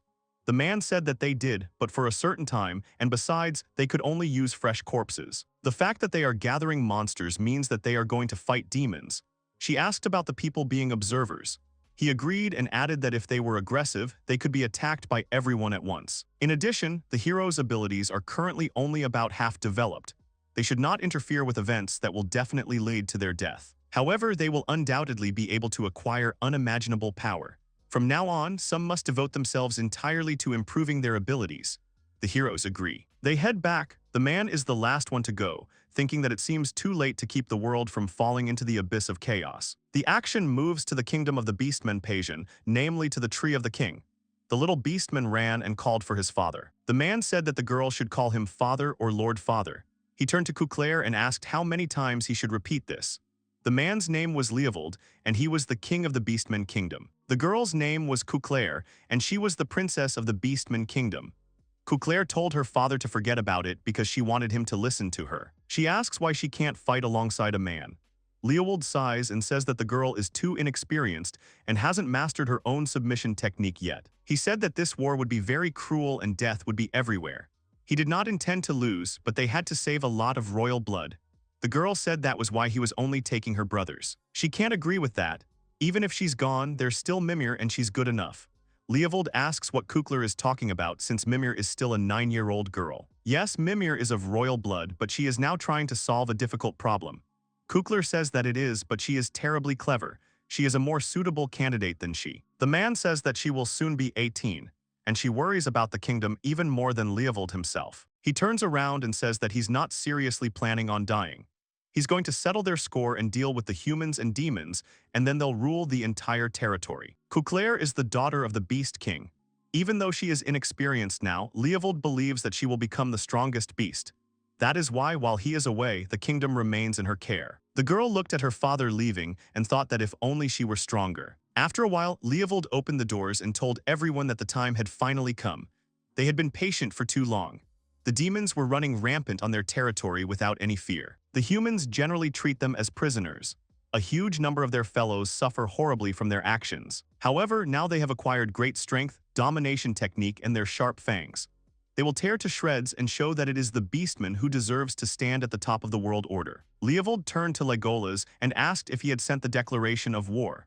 Legolas was the first prince of the Beastman's kingdom. He said that he had sent the declaration exactly when the king had ordered it. Another youth said that he would gather his troops and get rid of the demons near the borders. Leovold agreed and told the youth not to take any risky actions. When they receive the message, they will definitely gather their forces at the border to prevent them from passing through. Second Prince Lenian said that he knows, but still, he will hunt them. Leovold praised Lenian's remarkable fighting spirit. He then told everyone to simply find them and pave the way for the Beastmen to win with their corpses. They would show them the full power of the Beastmen and put an end to the suffering of their brethren. And now they were about to begin implementing their strategy to crush the demons. At this time, Arnold, Hiiro, Vi and Muir decided to set up camp in a good place for today. Arnold says they need to stop in Reitenbu before heading to Meijin, but they still have a long way to go, so it's worth resting. At that moment, Hiiro closed his eyes and used the symbol of purification. Muir and Vi enjoyed being enveloped by a pleasant feeling. Asked tensely what Hiiro had done to Vi and Muir. The young man replied that he had simply purified their bodies with magic, since they were girls to some extent and had to maintain purity. Muir was confused by the fact that the boy said something about a certain degree. At that moment, Arnold asked why the boy didn't use this magic on him.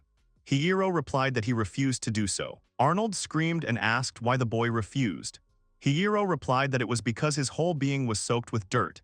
He would say that his strength was insufficient and it was too late. Arnold rushed to the boy and screamed, But Hiiro used the sleep symbol, and the man fell asleep in a very uncomfortable position. Muir was scared, but Hiiro said that he had simply put the man to sleep because he had become too noisy. He also told the girls that they needed to sleep too. They agreed and began to drag Arnold into his sleeping bag. Sometime later, late at night, Muir was sleeping with her uncle. Vi was sleeping next to them in the next place. Hiiro sat by the tree and thought that it was time for him to try his word magic again. He wrote the symbol of sleep on the old man, but he barely had time to write the symbol. There must be a special requirement for writing on living creatures, perhaps to compensate for the serious damage it can cause. He thinks that this place might be suitable. Suddenly he notices some glow on the edge of the hill and thinks that they are too bright to be a bunch of fireflies. Then the young man hides behind a bush and notices small people. He thinks that they are fairies or maybe spirits. Suddenly one of the creatures notices him. Hiiro realized that he was noticed. He stands still and the creatures begin to surround him. One of them said that it was a beastman or a man who saw them. Another girl said that their mother told them that people are unable to see. Hiiro asked them how they knew he wasn't a beastman. One girl was surprised that he could talk and could actually see them. The other girl replied that it was obvious, since those things on his head weren't real. Hiiro thought about his animal ears and was surprised that they were able to notice that they were created by magic. The girl says that spirits are an all-seeing race. Hiiro asked again about the all-seeing race and said that he does not understand at all. The spirit girl began to mimic him. Another girl looked at him and said that she was no longer sure whether he was really human. The others also began to look at Hiiro. The girl said that she had met the man before, but he seemed different. Another spirit girl said that maybe their mother knew about it.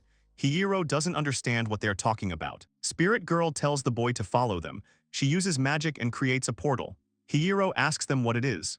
The fairy answers that if the boy passes through here, he will meet Mama. Hiiro thinks that the fairies are not afraid of him at all. If he goes with them, he can get some useful information. Then he notices how one of the fairies looks at him and tries to understand what she is looking at. Then he notices a tail behind a tree. Hiiro exhales and tells the shorty to come out. Muir said she was sorry and had no intention of eavesdropping. When she woke up, she noticed that the boy was gone. Hiiro replied that it was okay, but the girl still shouldn't walk through the forest alone in the middle of the night because she would drive her uncle crazy. One of the fairies said that the girl belonged to an unusual race. Hiiro thought about what she was saying. Another fairy asked Hiiro to take this girl with him. Muir asked where they wanted to take her. Hiiro replied that he had no idea, but he sensed no evil intent in these fairies. It seemed that this portal would take him to their mother. That is why there is no need to wake up the antenna girl and the old man. Muir asks if the young man is sure. They go into the portal and Hiiro says that if she's nervous she can stay, but he's curious so he'll go.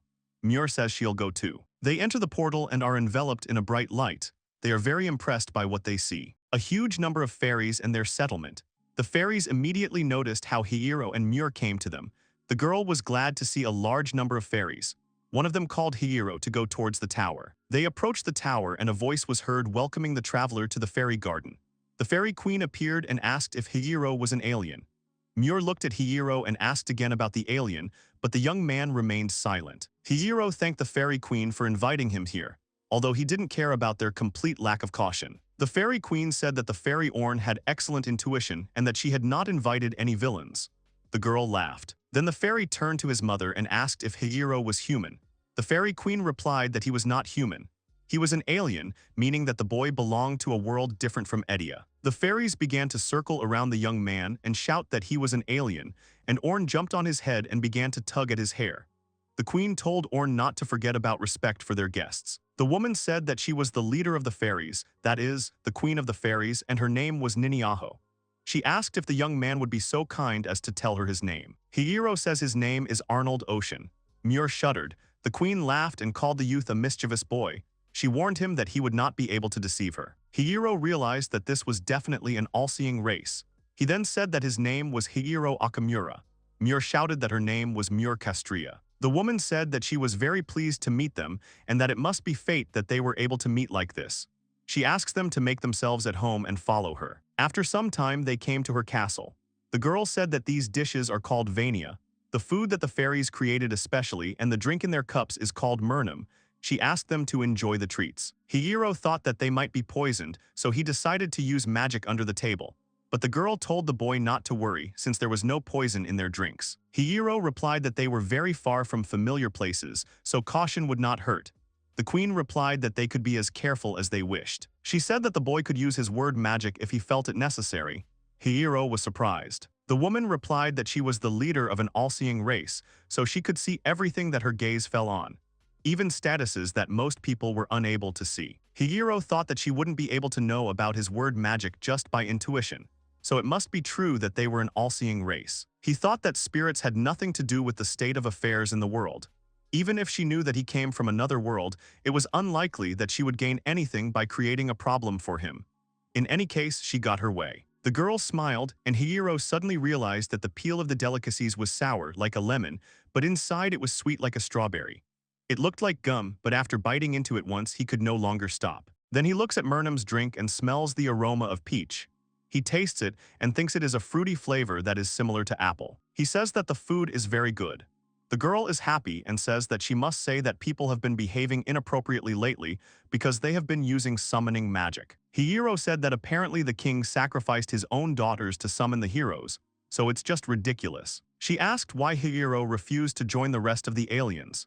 The boy said that it was obvious because he did not want to. First of all, being in the company of people he doesn't even respect ain't even fun. The girl says that then he should at least respect his current comrades. Hiiro paused, then said that he didn't know and perhaps he just found them useful to himself. The queen noticed how Muir's ears drooped. The girl replied that the new aliens were quite interesting. Then they walked through the fairy garden. The fairy queen addresses Muir Castria. She apologizes for frightening the girl. She is now communicating with her through thoughts. She wants the girl to try to talk to her mentally. Muir tenses up and asks if she is doing the right thing. The girl thanks her and says that it is better not to say it out loud. Muir asks what the girl means. She asked if Muir was worried about anything now. The girl couldn't say anything, and the queen asked if it was because of what Hiiro said during their conversation. Muir felt uneasy, but the queen said she needn't worry about it as everything was fine. What he said wasn't a lie, but it wasn't true either. Muir asked what that could mean. The queen replied that she would not tell her the whole story, as it would hurt the young man's dignity, but she would tell her that all his life he had no one he could call his friend. She noticed that it was very difficult to communicate with him. Muir said that Hiiro is a good person, and he saved her and her uncle when they needed his help, and there are also a lot of other people he saved. The girl replied that he knew because she had looked inside his mind. Muir asked what that meant. The queen said that part of his mind had been completely blank, but now it was filled with images of the girl and the rest of his comrades. Muir was delighted. The girl adds that the young man seems to be a person with a rather difficult character. He probably has not yet realized that his attachment to his comrades is steadily growing. Muir is very sweetly surprised and feels something warm inside. The fairy queen says that this is their common secret. The girl agrees. Then the queen asked if there was anything else that bothered the girl. She answered that she was always protected. Uncle, Hiiro, and even Vi, who was barely older than her. The only thing she was good at was rooting for them. The girl asked if she really did not realize her true worth. The queen kneeled down and told Muir that it was all right. Deep within her there was undoubtedly strength. The girl starts crying and says that she is so weak. She tries to become stronger, but in the end she always gets in everyone's way. The queen says she is not lying and Muir must believe in herself. No one is strong from the start. She just needs to believe in herself, and that is her first step. Suddenly, Muir feels something warm in her hands. The girl says that she gave her some of her magic. She hopes that this will be a good push for the girl. Right now, she does not need to know what it means. However, the girl must not forget what the queen had told her. Muir clenched her fists and agreed. After some time, Muir and Hiiro stood at the portal. The fairies said that they would give the young man a useful thing. The fairy gives the young man a ring.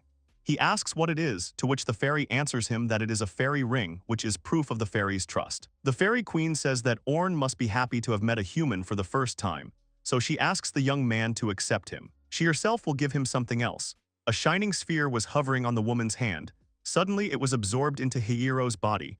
The young man became frightened and asked what it was. The girl replied that it was to establish a connection between them. She suggested that they meet again. If they met the King of Spirits, she asked them to convey her best wishes to him. Hiiro began to be absorbed into the portal. The young man became frightened and asked them to stop and explain what it all meant. Then they found themselves in their world, where it was already morning. Arnold came up to them and asked Hiiro why he looked so strange and what was that look in his eyes. He also asked why Muir looked so sleepy. The young man asked him to be quiet. Arnold did not understand why the young man was behaving like that, and in general they looked as if they had not slept all night. He asks what they had been doing all night. Hiiro ordered him to be quiet again. The town of Reitenbu, closest to the kingdom of the beastmen Paisian. Arnold was surprised that the employee of the establishment said about the war. He asked him if he was really talking about the war. The young man confirmed it and said that a lot of troops should be moving up to the border. Arnold asked if the kingdom really thought it could compete with the demons. The employee said that it was a fact that the kingdom was gathering soldiers at the border. A very large number of volunteers were being sent there. And now, except for praying that they return home safe and sound, they can't think of anything.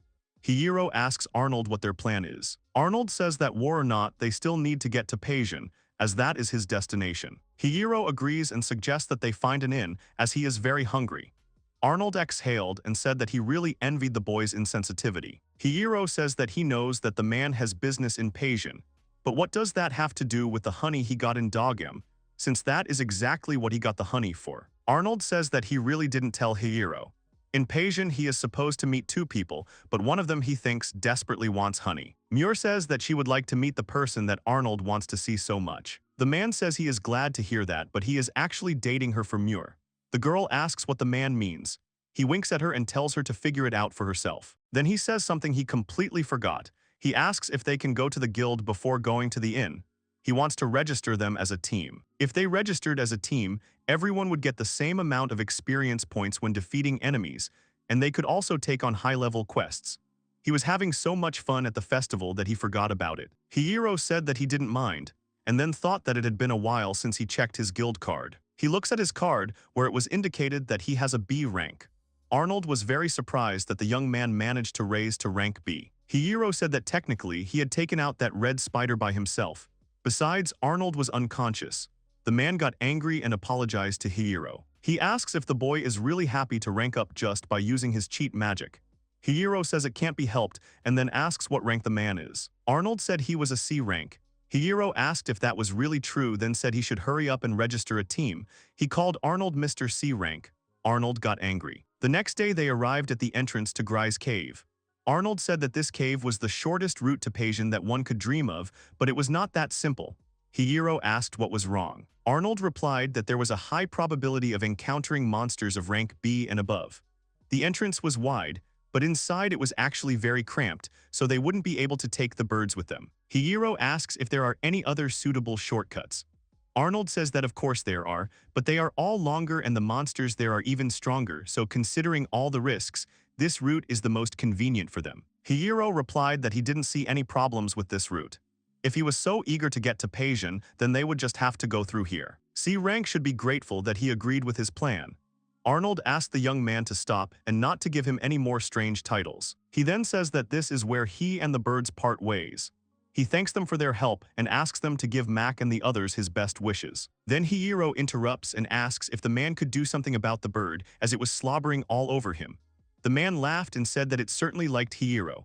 The young man asked the bird not to bother him, as he would roast it. Vi says that the bird wants to go with Hiiro, and he also says that he loves Hiiro because he smells like the sun.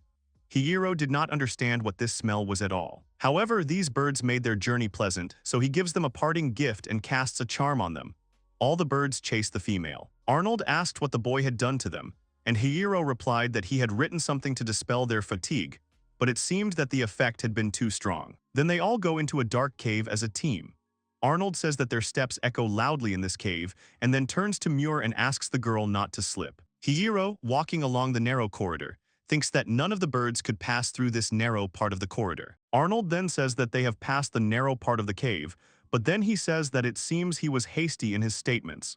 Muir asks his uncle if they can pass here. In front of them was a flimsy rope bridge, where all the boards had already rotted.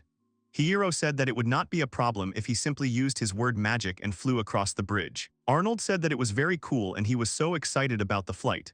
The boy asked who said that he would use his magic on a man.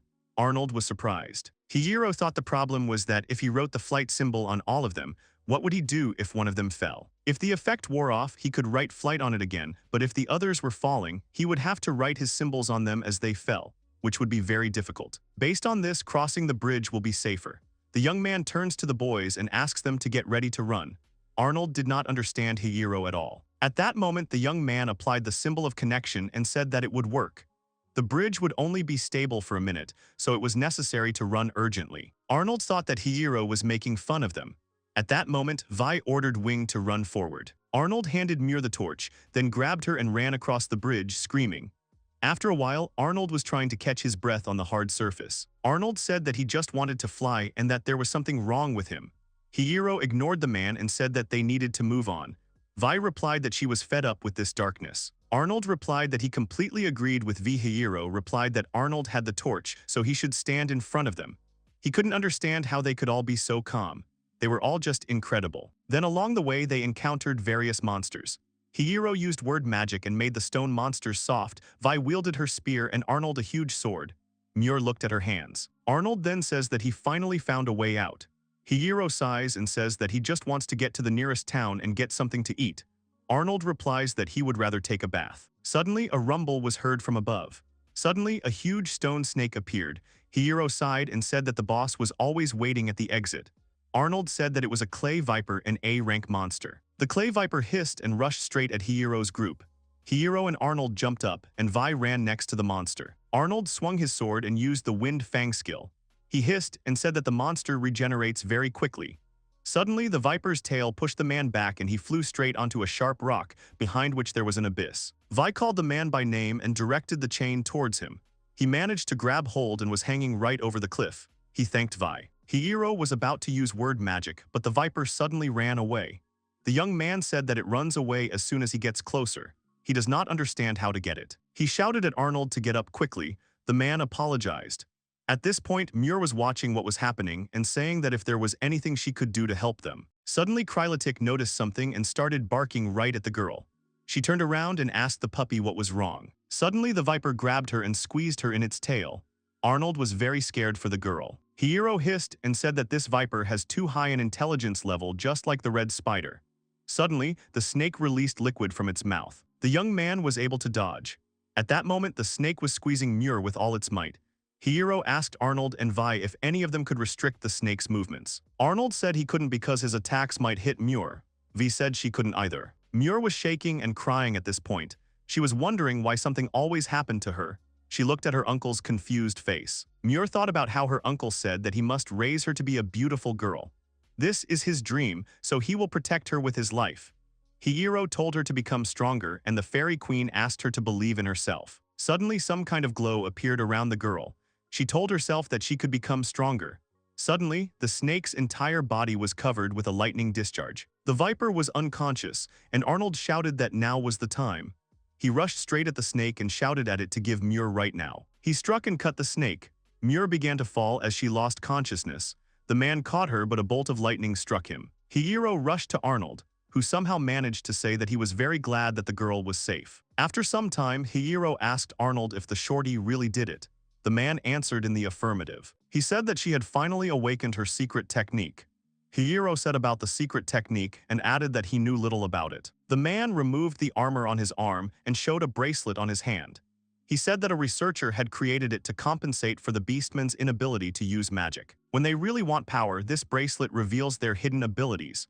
The soul inside the bracelet awakens, forming a connection with the spirit. Then the bracelet is given a name and it, in turn, pleases the user with power. The name of his bracelet is the Wind Bracelet. He was about to say the name of the bracelet Muir, but Hiiro beat him to it and said that her bracelet was called Lightning.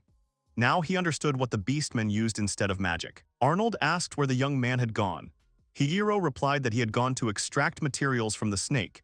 He needed to rest anyway, so he suggested that the man stay here. Arnold smiles, agrees, and asks Hiiro to be careful.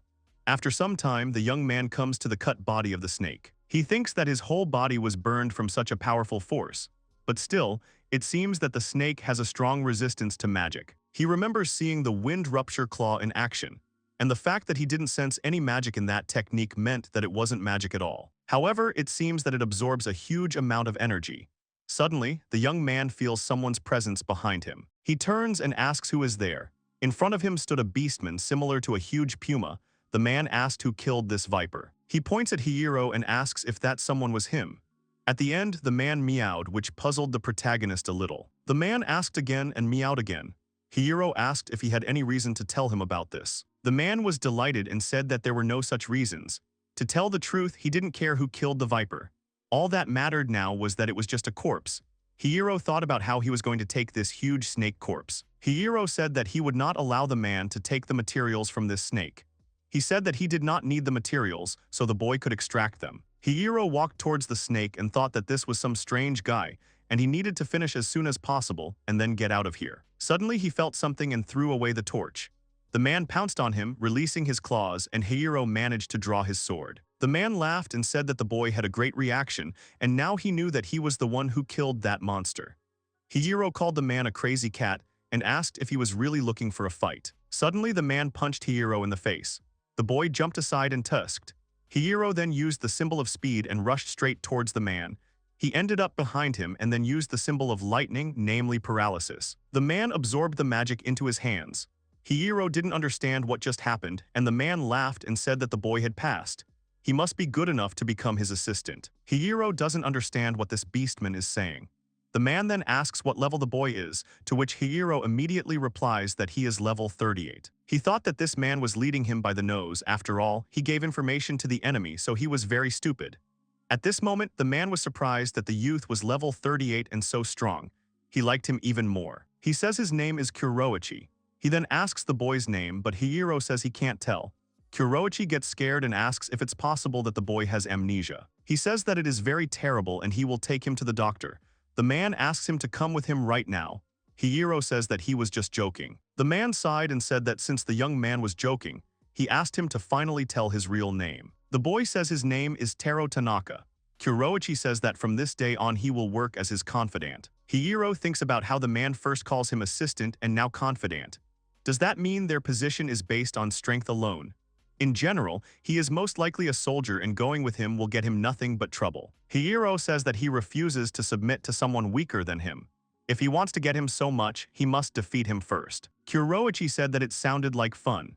He extended his claws and started to approach the boy, but suddenly something distracted his concentration. He asks the young man to wait for a second. He talks to himself and then turns to Taro and suggests postponing their fight for later. He uses magic on the snake and suddenly it disappears. Hiiro is surprised that it disappeared, and then he realizes that he completely absorbed the snake in the same way as the lightning. He thought that this was Kuroichi's hidden technique. Then the man said that he wanted to take the young man with him, but he was in a hurry so he couldn't. He was sure that they would meet again. If the boy came in this way, he must be heading to Peijin. Hiiro says he can't tell. Kuroichi laughs and says he really likes the boy's audacity. He bids farewell to Taro and suggests that they meet again. Then he disappears completely into the shadows. Hiiro thought that it seemed that he had attracted the attention of someone very problematic. Once he got to Peijin, he would have to get out of there quickly. Then he realized that he had not had time to collect materials from the Viper.